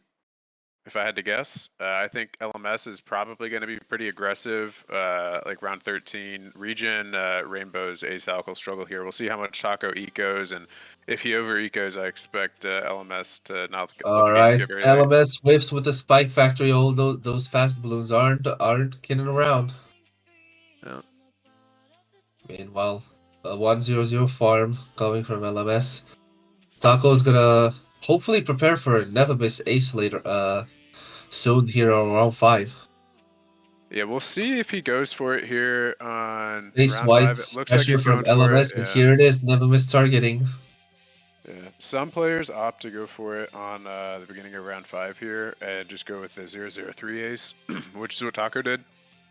You could also opt to build into a 2-0-1 ace and a 0-0-0 for round 5 and micro the ace.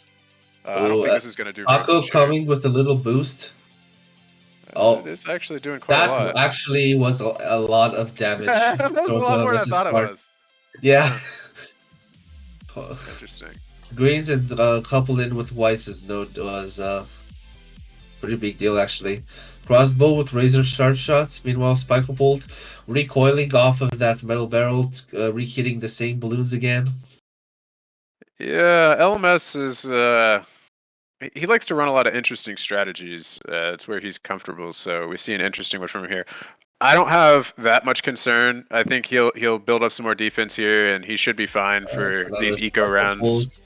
Probably to preserve some of the spike bombs. Meanwhile, the neutral pigs are doing some damage on the left. Yeah, I mean he'll struggle a little bit here. He'll flop around, but I think it's important to watch out for the scent balloons. The neutral bloom path is much shorter than the scent path. And Taco's ace there really preserves a lot of leaks, as those homing darts damage all the blues from the entrance. Don't have enough time to get to the intersection. Yeah, and he wants it to technically go later. It's in Taco's favor. The more Taco's gonna pressure with some maybe zebras or regen zebras. Oh, that spike bolt actually hits some of the whites, turns to pinks. Just the later this goes. With a monkey sub. All the way for round 11, 12. And a monkey alchemist.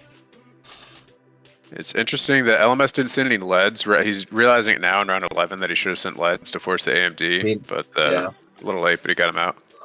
A little too late. submersion support. Ooh, meanwhile, LMS coming with a sharpshooter. An interesting pick. LMS is really low on farms right now. You expect at least 2-0-0 farms going into round 11, but just fumbled around a little too much early game. He's not in a great position here to either send a rush or defend a rush. So Ooh, Mao doesn't really appreciate the sharpshooter play. yeah, LMS is always pulling out some random nonsense. So I just oftentimes you just have to ignore what's on his side of the screen if you're playing against him. So we'll see if Taco does that.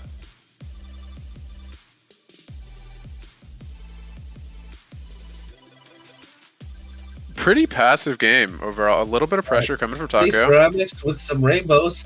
Is he gonna force something? Yep, he's gonna force some bloom boost. Yeah, we got a tower boost out of him, but he's got a really healthy spike pile, and he could just spam more jugs. So I don't really think that he's in a lot of danger here. If Taco all outs, he loses the game. Yeah. I don't think he's gonna all out. This is gonna be. See, but that's why I don't get the point of pressuring if you're not gonna all out. That's my point. Like as the eco player, like okay, and he is gonna send a reroute. Oh, with some ceramics underneath. So rams into jug though, that does extra damage to ceramics. It's just not gonna do anything. Like he has 4 jugs on the field, and you're sending ceramics into him. So. All right, let's see if round 17 wives are gonna be enough to pressure LMS. I think Taco's uncomfortable going late. You can tell because of the fact that he's pressuring LMS during that like 15, 16 rounds. But I mean, the play I think for him to do is to go late and just kind of try to eco to the moon. But it just doesn't look like he's comfortable with that. He doesn't see a win condition that way. And if I had to predict right now, I think LMS is going to win this game.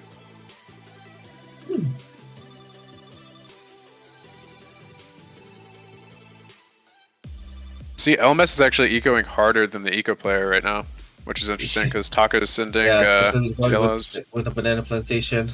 Yeah, so he's out ecoing right now. You know, he's sending harder eco. He has a banana farm on the field, and he'll get more up for round 20 here. All right. Protection against the neutral path is secure with 2 juggernauts and a sharpshooter, especially handling the scent rounds. Coming with a second farm. And without the Jerry Naturals that the AAS player generally has to exert some pressure, because if you could send Jerry Naturals right now, it messes with LMS so much and it really slows him down and it'll probably kill him. But you don't have Jerry Naturals because we have no heroes in this tournament, so I think that Taco really doesn't have a win condition. I think LMS is just going to take him to round 26 and just win. Oh, here comes the neutral ceramics. Those are a bit damaging.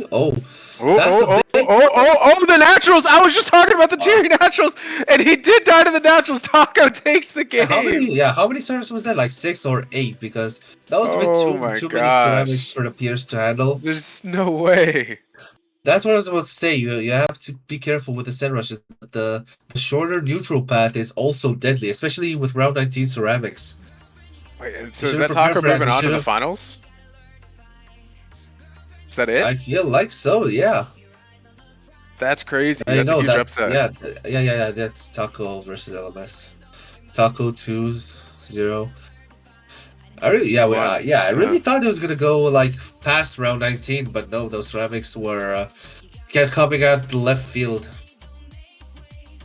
Yeah, I mean, you know, it's the same AI every time, but yeah, I mean, that's I would say a little unexpected. I think that he was kind of underprepared for that since he wasn't going against Jerry. He would normally have like more defense in the AI path if he was going against Jerry. Especially that spike factory. That was just a regular spike factory. He could have easily been a 103 spike factory, and he could have defended those ceramics easily.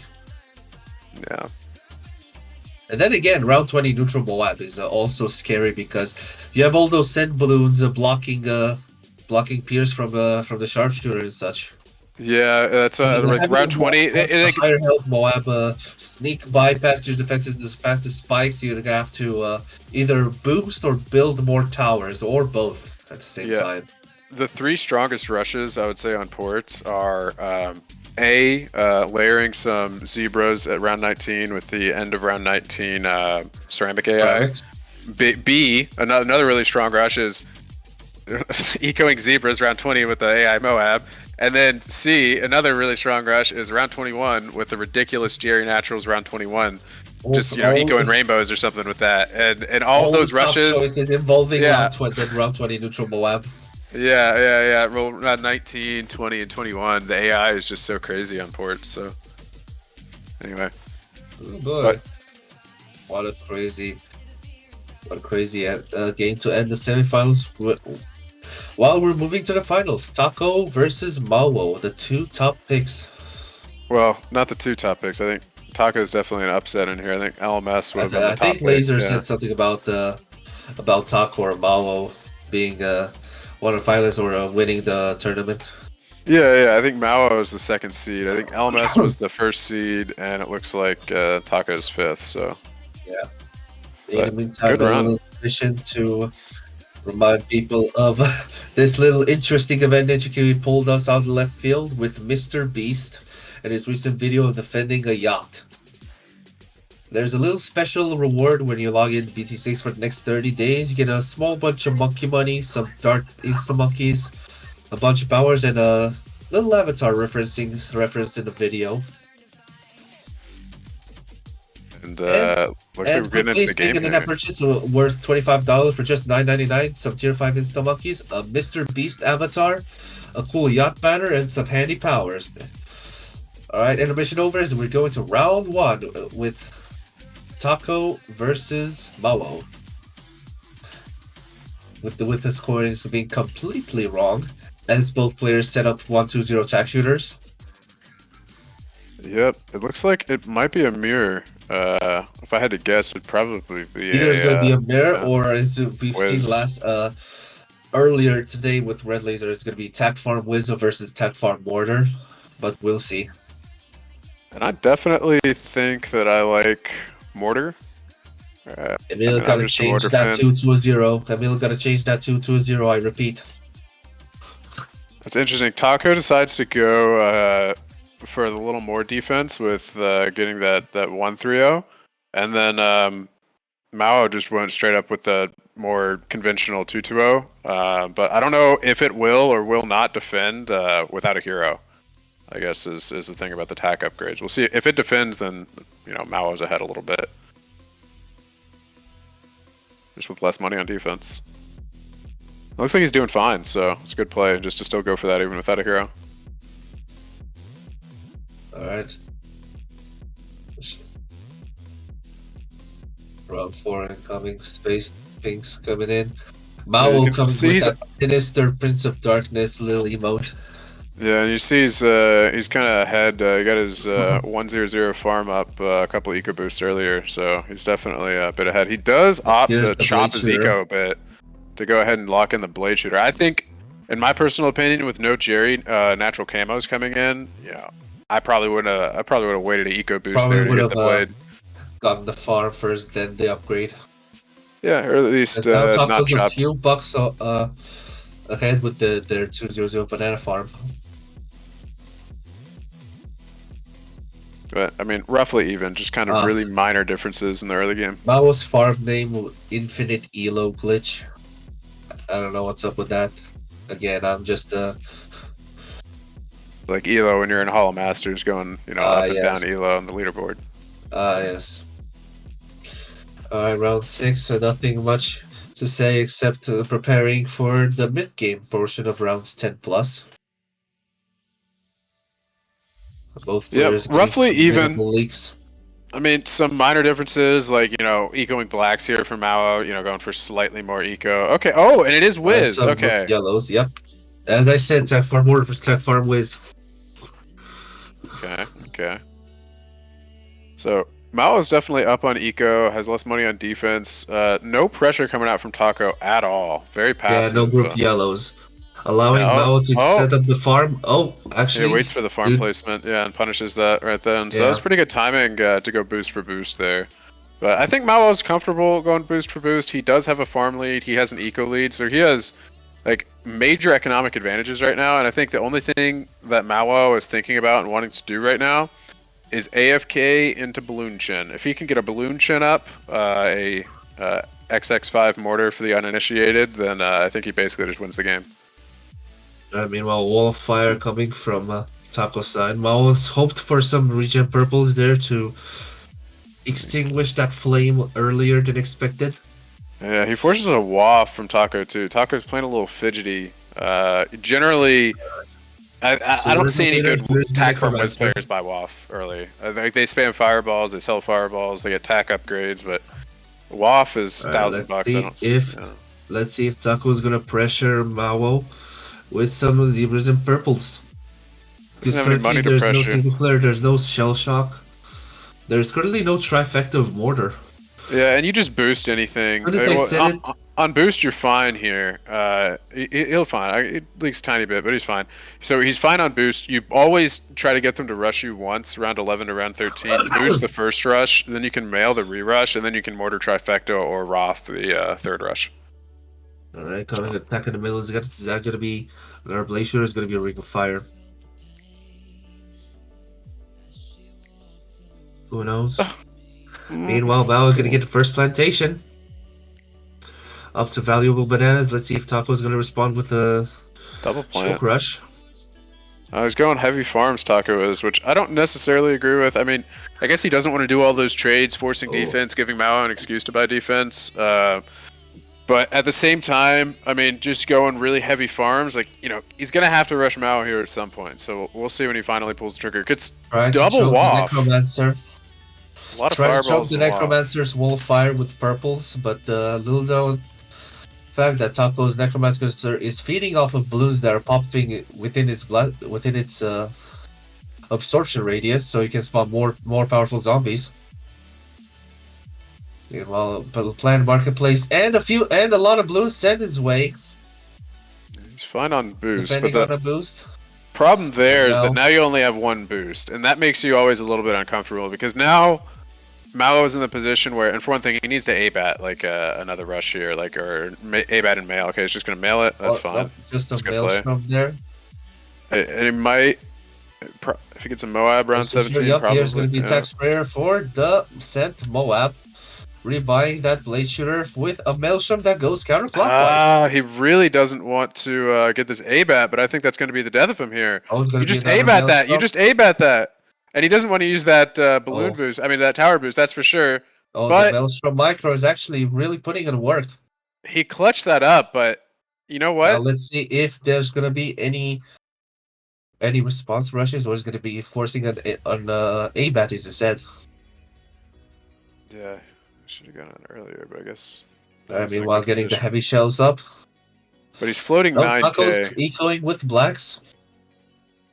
Yeah, Taco smartly decides not to re-rush yet, and now he times his rushes pretty well, waiting for farm upgrades and then punishing them. I do like his timing of his rushes. Taco's playing pretty well. That was a choke rush. That was a panic. That was a panic bombardment, and that was a fortified block on his way. That's a good send. That's a good send because he used ability. I don't know if Mao should have used ability on that last rush. Punished for using bombardment on a bait rush. Yeah, he was able to make it through with a maelstrom. These are some smart little drain pokes coming out of him, and he doesn't have any more boosts. I just realized that he doesn't have any more boosts. Since bombardment is still off cooldown, and he's not targeting his A-bat. I think he dies here. I think he. Oh, nice double nail. Just enough to defend. And he's about to get his A-bat ability back. Be draining him further. Fortified BNP coming on.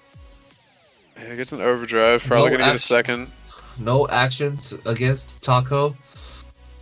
Ooh, no boost is a little. Ooh. You know, not overdrive awesome. And bombardment activated for the first. Oh, this is an all out. If he can defend this, he wins. This is an all out. Yeah, he's selling all farms. Yeah, this is an all out. Ooh, this is gonna be tough. Oh no, he dies. Sides are gonna pass through, and Mao loses the first game. That was.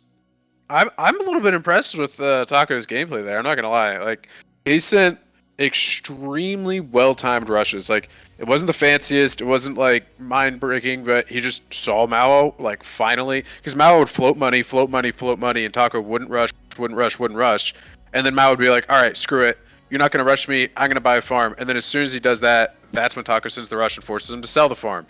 forces him to, punishes those when he finally gets rid of his floating cash. So, Taco really played well into Mao's psyche, constantly yeah. sending threats to sell, rebuy, panic boost, and micro maelstroms, micro his mortar around, leaving him no room to breathe and remanage his economy. Well played from Taco's part. I don't think anybody would expect or have expected Taco to win this tournament, but we're looking at the driver's seat. He's 1-0 in grand finals right now. Holy moly! Wait, we have had a Minecraft reference code here. We got the Elytra, or was it? Oh, or was it a few letters away from spelling Elytra? I have to check back to the VOD and see if it really was Elytra or it's just a few letters away from spelling it. Meanwhile, we're going into game 2. Taco versus Mao. Taco going with Druid and Mao opting in for the ace.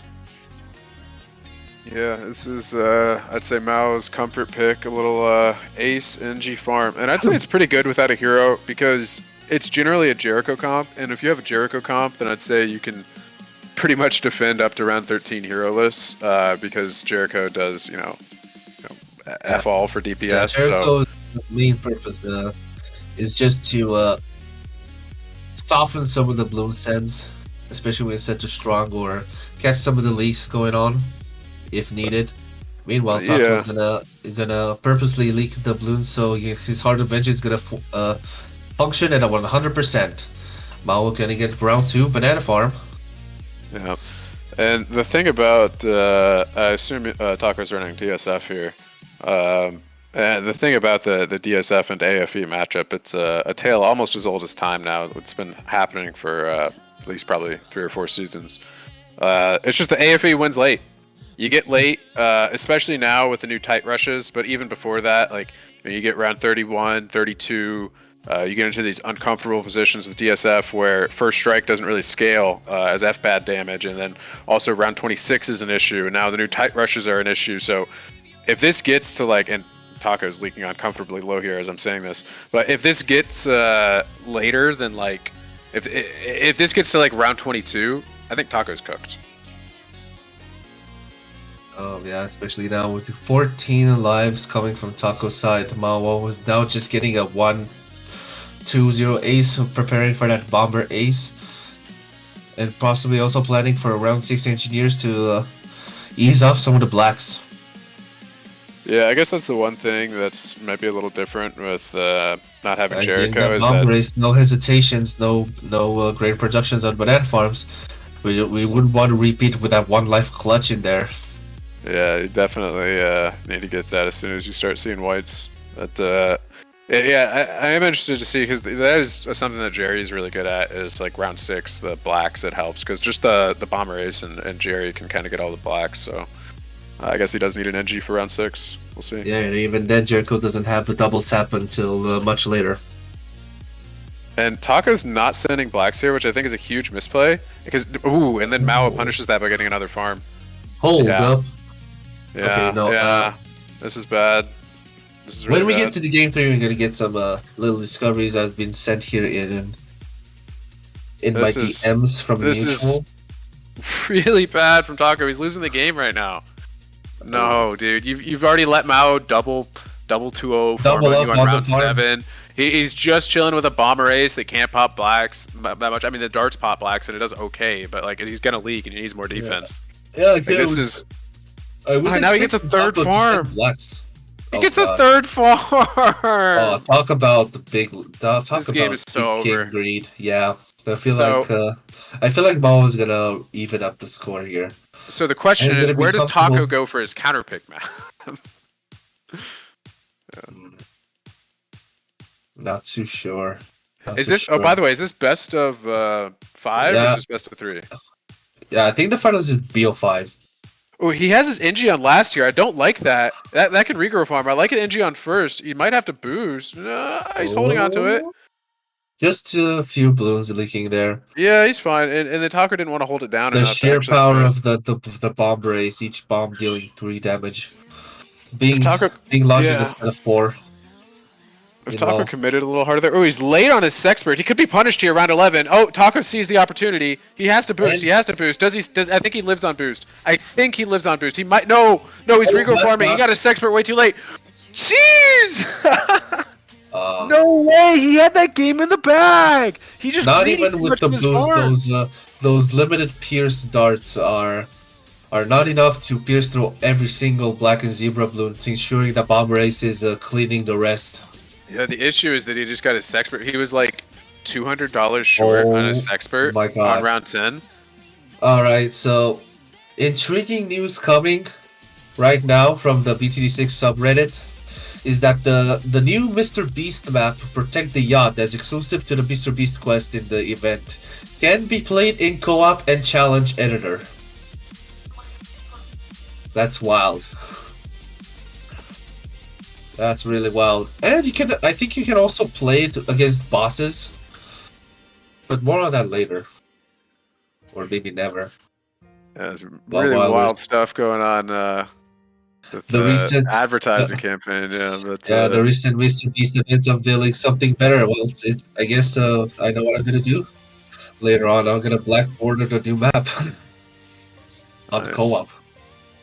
Because I don't think it's not available in single player. You can only play in challenge editor or challenge editor or the quest. All right. okay. Back on topic. Game 3 looks like we got Sands of Time selected. Yeah, it's a good AFE map. It's harder to choke this one. This one kind of forces stall a bit more. You have to very intentionally and basically you'd have to go dart.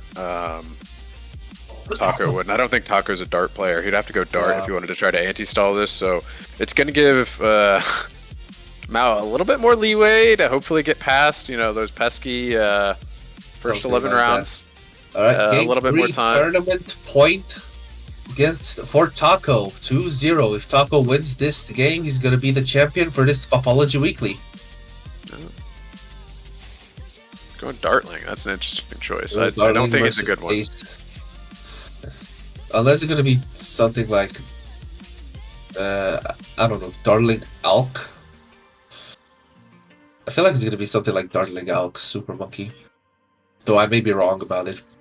I could see like Dartling Alk Ninja maybe, but I don't know. I mean, like it's just that too. it's just a bad. Yeah, the whole It's a bad Darling omen Alk seeing a combo Dartling on the is board. In 2024, a Dartling. yeah. Unless we get to see the newly well, I don't know if I should say really buffed laser cannon change, because all it did is just decrease the price of the laser cannon. While it in itself is a good upgrade, the purples are still the main issue. In the middle game where you're gonna be sent constant purples to defend, the laser cannon is gonna do jack. Yeah, so it's just kind of a question of okay, the laser cannon's there. It's 3,000 or 2,800 bucks, right? But like, when do I buy it? Like, what round or what rush do I get it for? Yeah, and what kind of support do I also need against the purples? Yeah, so you can't really get it early. So anyway, Yeah. but interesting. Right. So Ace Dartling Micro Farm. from Mawo. Yeah, standard Ace Micro is actually interesting. Well, that's not the standard. That's the double micro that he's doing there. But it's actually interesting to me what Mao is doing here, because if you notice, like when I and most people do Ace Micro, you generally, for one thing, just do a single. But you also only do it on the left side of the map. That's sort of the default, closer to the AI spawn. I think he's actually intentionally microing on the right side here in that corner, just to get a little bit more stall in the AI balloons. Alright, now coming in with the little switch, so it only always goes on the lower half of the figure 8. Yeah.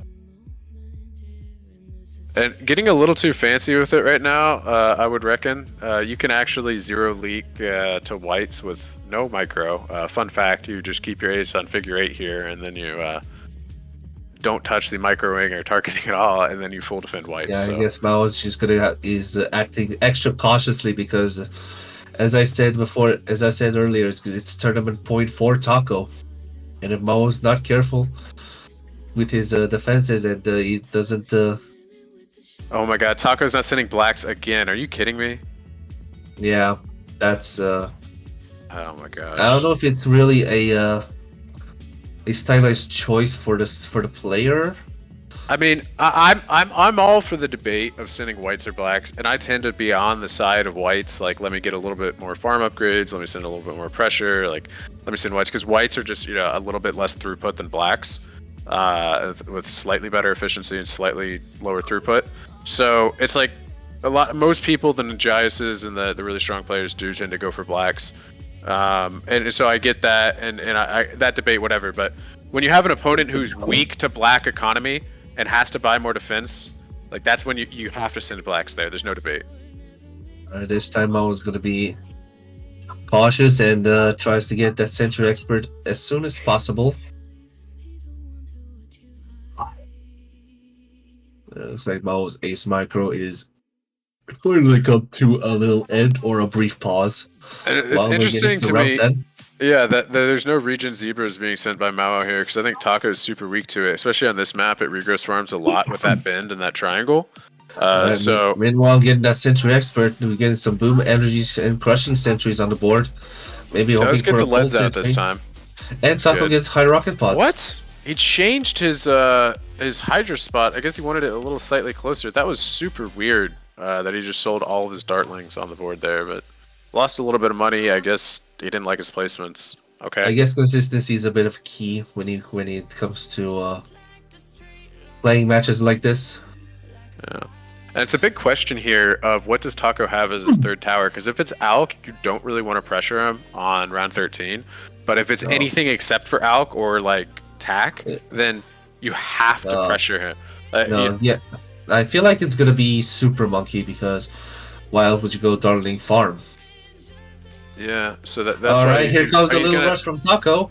He's gonna try to see right now what it is. Trigger a boost. Yeah, I mean it did trigger a boost, but it's gonna be enough to overcome the defenses. Nope, that was a much smaller really rush. Small maybe. rush. Way Coming too with a small. re-rush with Regen Rainbows. And he oversold his farms there. He did not need to sell that. Okay, I stand. Oh, it is Alk. It is Alk. He was baiting. He was baiting. He was baiting. That's what I thought. It was all a bait. See, that's the big question there. Because you don't want to send much. You don't want to pressure at all if he does have Alk, because he self-destructs and dies on round 26. So you just want to AFK. But it was just all a bait. Around 16 because those ceramics are still strong against that single high rockets. And here comes a big rush coming in. So he's going to need to sell for this. He has a lot of money. He's going to get the Never Miss up. He should be fine with the Never Miss. He boosts. Okay, he has enough boost to burn. Yeah, I guess that's fine. Sell some farms for that. Yeah, I guess if you have 2 boosts left and he sends that big one, it's fine. Alright. Meanwhile, the Never Miss is looking upwards, kind of in a weird flight pattern. Due to how fast Mao upgraded the monkeys, it didn't have that enough time to play the full takeoff animation. Meanwhile, Taco coming in with a boosted Moab and rainbows of ceramics underneath. Forcing a dart storm. He has GZ. I think he has GZ money. Why isn't he GZing? Just GZ! Where's your GZ? Just GZ! Just GZ! Micro is gonna Why are you doing this? Just GZ! Oh god, he dies to naturals! Oh my god. Oh yeah, actually Taco sold all defenses for that all out, not thinking that I was gonna ground 0, but nope. I was, and what I wanted to say there during that, those kind of like 15 to 16 rounds, is I was going to say that, I don't think that Taco should all out and send a huge rush. Exactly what he just did. I was just thinking that I don't think he should do that because I think Mao is in the territory where you can just afford a GZ. But instead, dude went to Blue Trap Macro, and you saw those the very last second. Some blues actually went through the blue traps, and if Taco actually had a little more defense left, then it would have been the whole tournament. Yeah, I mean Mao was holding off that rush for a while. I think he was eventually probably going to die to it, but yeah, there's Taco died first, the natural, so. That was well played by Taco, though, kind of concealing his hand and not really showing all of his cards, because like you were thinking, if it's super, then Mao definitely wants to pressure region rainbows round 13. But if it's Alk, or Tac or something like that, then I just want to AFK and take you late. That's the dilemma that Dartling has. Dartling farm third tower because you kind of need a tower to help you get past round 13 other than Dartling and farm. But then at the same time, you need a tower to pop DDTs. So there's not really a tower that helps you with round 13 and helps with like DDTs. So yeah. Alright. Getting into game 4, the scores need to be flipped as Taco and the Mawo swapped sides. Round 1 commencing with Mawo coming with the Boomerang Monkey start, and Taco still opting for Dartling. Mawo getting a glaive thrower. This is an interesting map for Taco to counterpick. I guess he just feels super good about the Dartling and wanted to come here, but I don't. I think Dartling gets clapped by Boomer Mortar spec on this map, so we'll see what Taco's going to rush him with. But Taco's definitely going to self-destruct here, I'd say, at some point. He's probably going Dartling farm Alk again. And I'd expect him to send a self-destruct type rush and probably for Mawo to defend it, but we'll see. Yeah, again, this is game 4. Taco 2-1. It's still tournament point for Taco. If Taco has a successful run against Mawo, then he's gonna be the champion for Popology Weekly 14. Round 3 coming in with some spaced yellows. Taco got that powerful shots, Darling, as Mawo opts for the Bionic Boomer. Not yet. Maybe next income who's gonna get the Bio Boomer. And there's the Bio Boomer. Dartling Buccaneer from Taco. Yeah, I guess it's gonna be Dartling boat Alk instead of farm. So it's definitely like a sort of a viable strategy. But Now we'll see how well it will really do. If we're gonna see some merchantman farming.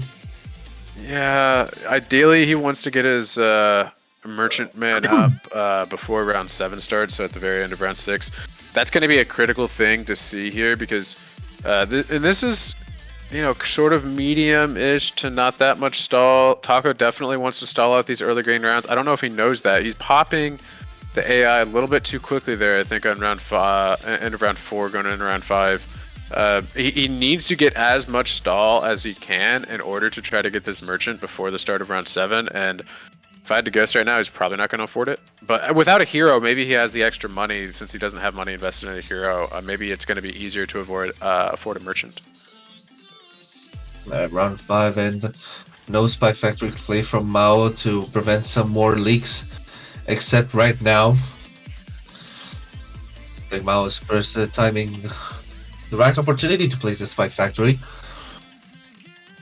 Meanwhile, round 6, I see a Taco going for a 002 Buccaneer, hopefully coming for a Merchantman at the end of round 6, and there it is. He gets it. He gets it easily. Yeah, he got it way before. Right. So it looks like he's still Which hands from Mao's Boomerang? Looks like Mao is trying to stall there with letting the AI get through there. Some hand switching, which makes sense now, especially since he has more eco and Taco also has farms on the board. Oh, was it really Tower necessary to boost. monkey boost there?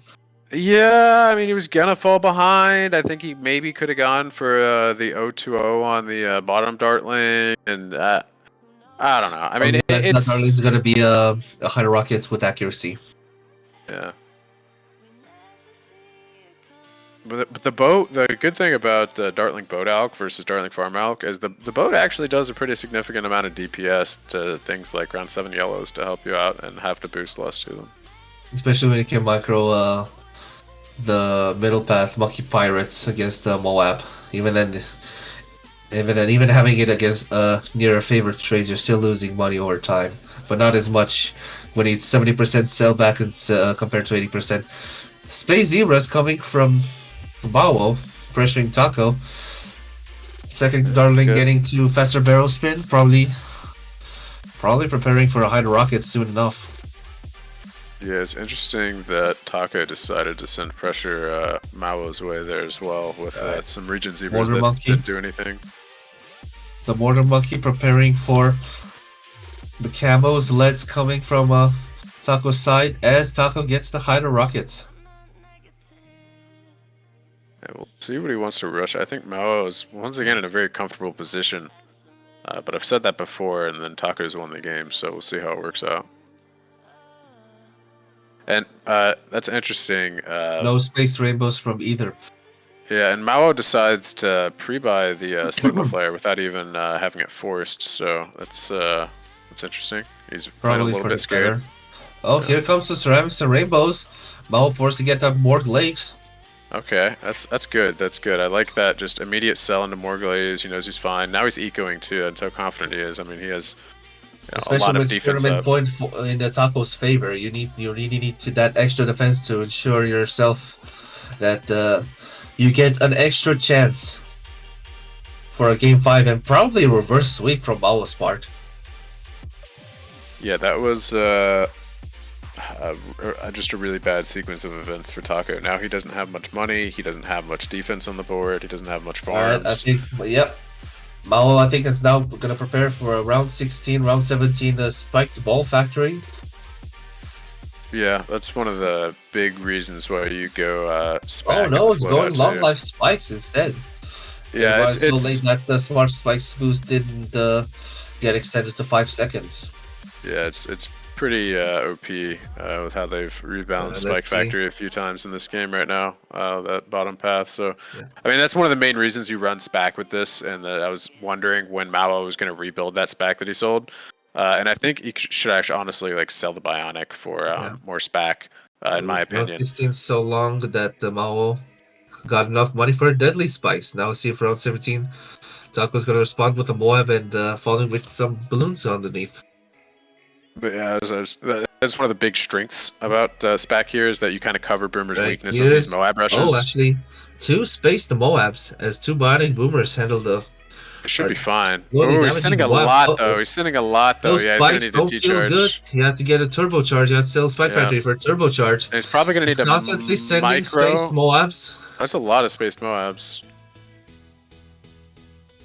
It's a lot of spaced Moabs. No, it's a very expensive rush to commit to there. Only costs 2k to micro T-charge. Let's see if Taco is going to respond with another fast cooldown Moab. As Mo's getting he has to punish. You can't just let him buy a Spalls on it. Not punishing the Spalls here is a really bad play. You can't just do all that and then let him just sit and chill with the Spalls. Because now you're committed. Mao's going to respond. Oh, this is a great rush. This is a great rush from Mao. This is a great rush. Because it's going to cost so much for Taco to defend this, and he's not even going to defend it. Watch. Rocket Storm, no. It's so hard for Dartling. That was an entire Moab sweeping by Taco. Yeah. What Taco should have done is instead get a Monkey Pirates to handle the Moab. Yeah, he could have done. I mean, that would have honestly been a lot cheaper than anything he did. Alright, so it's 2-2 Taco Mao, game 5. We might expect Mao to get a reverse 3-0 with this in this finals. I mean, I didn't expect Taco to make it to the finals. The fact that Taco won the first 2 games is mind-boggling. He was playing pretty well, though. So, I mean, I expected Mao to win this series. I didn't expect Taco to get here, but Taco is proven all the haters wrong multiple times so far. So, we'll see. The first 2 rounds were in Taco's favorite tournament. It was the right point for Taco. Now it's gonna be the final tournament point for either combatant. If Mao wins or if Taco wins, either one is going to be the champion of Popology Weekly 14. Yeah. Oh my god, no, Taco, we need you alive, please. And we got a Benjamin mirror here on Koru. Except no Ben. Yeah. The Benless Ben mirror. Both Bens are going to play Bloom City Battles 2 on their laptops. Okay, so I guess and Mao is deciding to go for the Wiz instead of the Mortar here. That's interesting.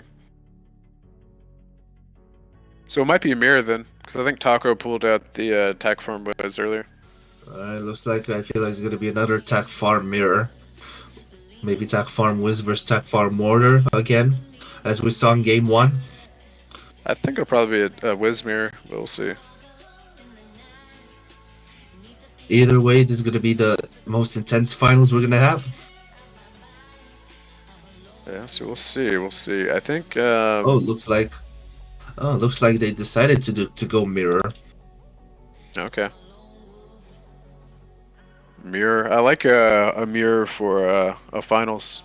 I like watching people play mirrors instead of like, you know, bozo comp or random comp versus random comp because and I know a lot of people like random comps and like funny, funky compositions and whatnot, but the reason why I love watching mirrors and playing in mirrors is because I think it's a real testament to like, you know, how good are you at ecoing and upgrading and greeting and like how good are you at like playing balloons, Like, yeah, not like who's got the better gimmicking. skills to manage Yeah, who's got the everything better at once? mechanics and everything? You know what I'm talking about? You know, that's what makes differences in a mirror.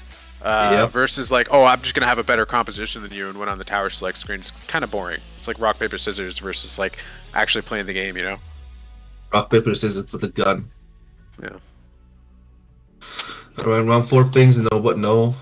Neither side goes for a blade shooter. Probably gonna greed out for a 2-0-0 farm. Alright, Mao got the farm. Taco got the farm. Now the best bet is gonna be round 5. Blade shooter against the whites. Yep, both players going the same farming route here. Taco leaking quite a bit more though. I guess Mao's tax spot slightly better. They went the same upgrade path there, but it's like 20 lives on him right now, more than 20. Which you might not think it's super significant. It's like, okay, they get up to round 11 defense, they stop leaking, it's fine. But, you know, there are a few pressure opportunities, especially with, you know, like some yellows, some region zebras here. So 7 and 9 are rounds to look out for. So if you start leaking a little too much early, like Taco is continuing to trickle leak right now, you run into some issues where some of those pokey pressure rushes 7 and 9, and now he's having to buy your early defense, and Mao is going to get a farm lead. It just snowballs out of control. Yeah, Taco's blade shooter replacement allows for more leaks to happen. That's not it's not really good when it comes to leakage because it makes you more vulnerable to more powerful rushes. He's a fireball up for the Meanwhile, yellows. Okay. both wizards able to place their walls of fire at the very beginning when needed. Mao opting to go for the intense magic, probably going for the necromancer rush. Yeah, I'll get that up eventually here. We'll see if any players decide. 69 lives on Taka's side, by the way. He's about to leak that, though. We'll see if either player send Region Zebras here to try to force a WAF. Or Fireball. Yep, Region Zebras. Okay, it gets a second blade out of Taco. That's pretty good Second value. blaze shooter. That's really good value. Meanwhile, Oh, and then Mao is getting Mao the decides to shimmer. go for the WAF. Okay. So Wall we see fire walk versus shimmer. second blade. Alright, Mao's probably gonna get the necromancer. Yep, Taco got the necromancer. 2 attacks in the very front. We'll Meanwhile, see if we Taco get any just got the ring purples of round the wall 11. fire. Does anyone send purples? No. No, they're not going to. Because no, the necromancer is already built up enough zombie boosts to handle some big purple rush. A little bit of pressure coming through from Taco. Some heavy eco with some purples, put out the wafts. Yep. Oh, here comes more purples. You got to commit to this if you want to. Yep. All right. Now let's see if round 13 is going to be anything special from Taco. Or Mao's going to retaliate with their own rush. Some whites and purples to, as you said, put up the walls of fire. Getting a second Weaver for another wall of fire. And Mao is going to commit to this. I think Taco's going down unless he mails. Okay, he mails. Retaliating with same rush. Taco had to sell everything for a Maelstrom. That was good. That was good by Taco. I thought he was going to die there. And now Mao should punish this and re-rush. Mao should punish. Okay. Well. Okay. I mean, you can go for the farm. I guess that's fine. Maybe I think, on round 16, when you have accessibility to grouped ceramics. Because the ceramic layer is really strong against the zombies. It's really the multiple health layers on that ceramic can get past multiple zombies. But I guess the issue with the ceramic rush is it's just expensive. It's a big commitment.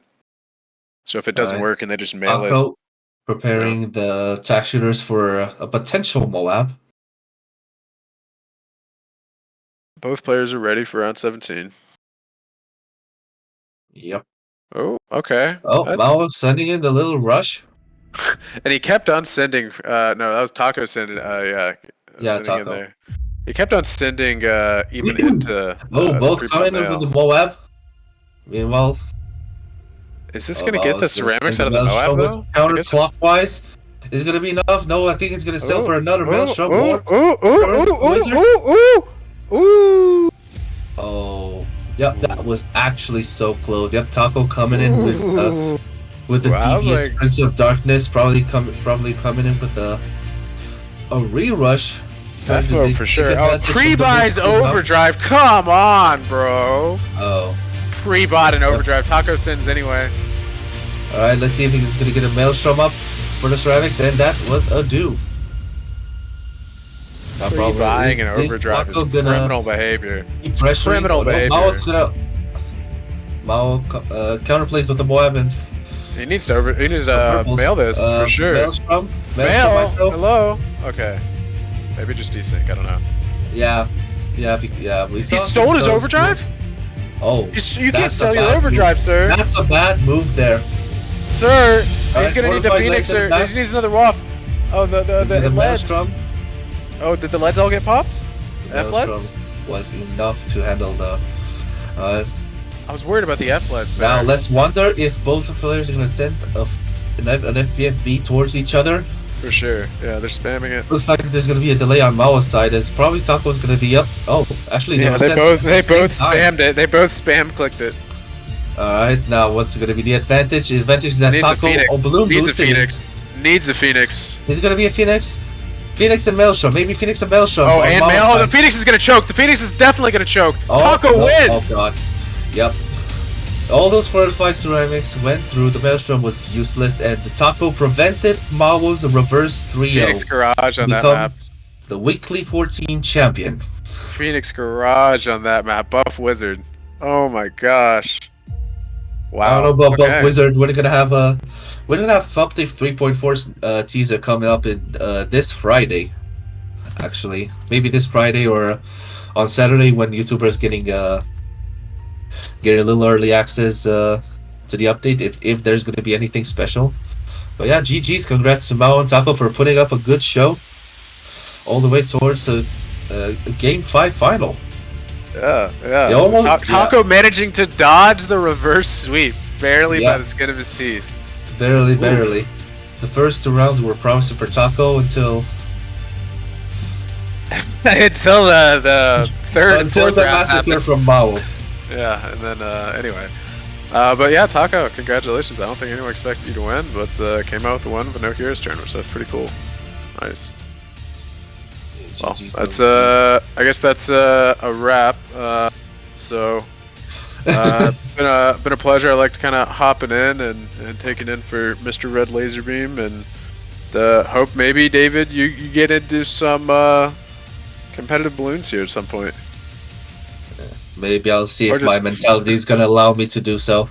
Yeah, it's definitely Until then, watching all these games are I'd say they're kind of motivating. yeah, it's fun. Anyway, all right, later, y'all. Thanks everyone for watching, and thanks to Emil playing for hosting and doing all the TO and annoying background stuff that's no one wants to do. Appreciate it. All right, later, y'all. Yeah, thank you guys for watching Popology Weekly 14. A reminder, BTD6 X Mr. Beast happening right now. Limited quest, limited cosmetics, and all that. And yeah, that's all about say. Until next time, peace. Later.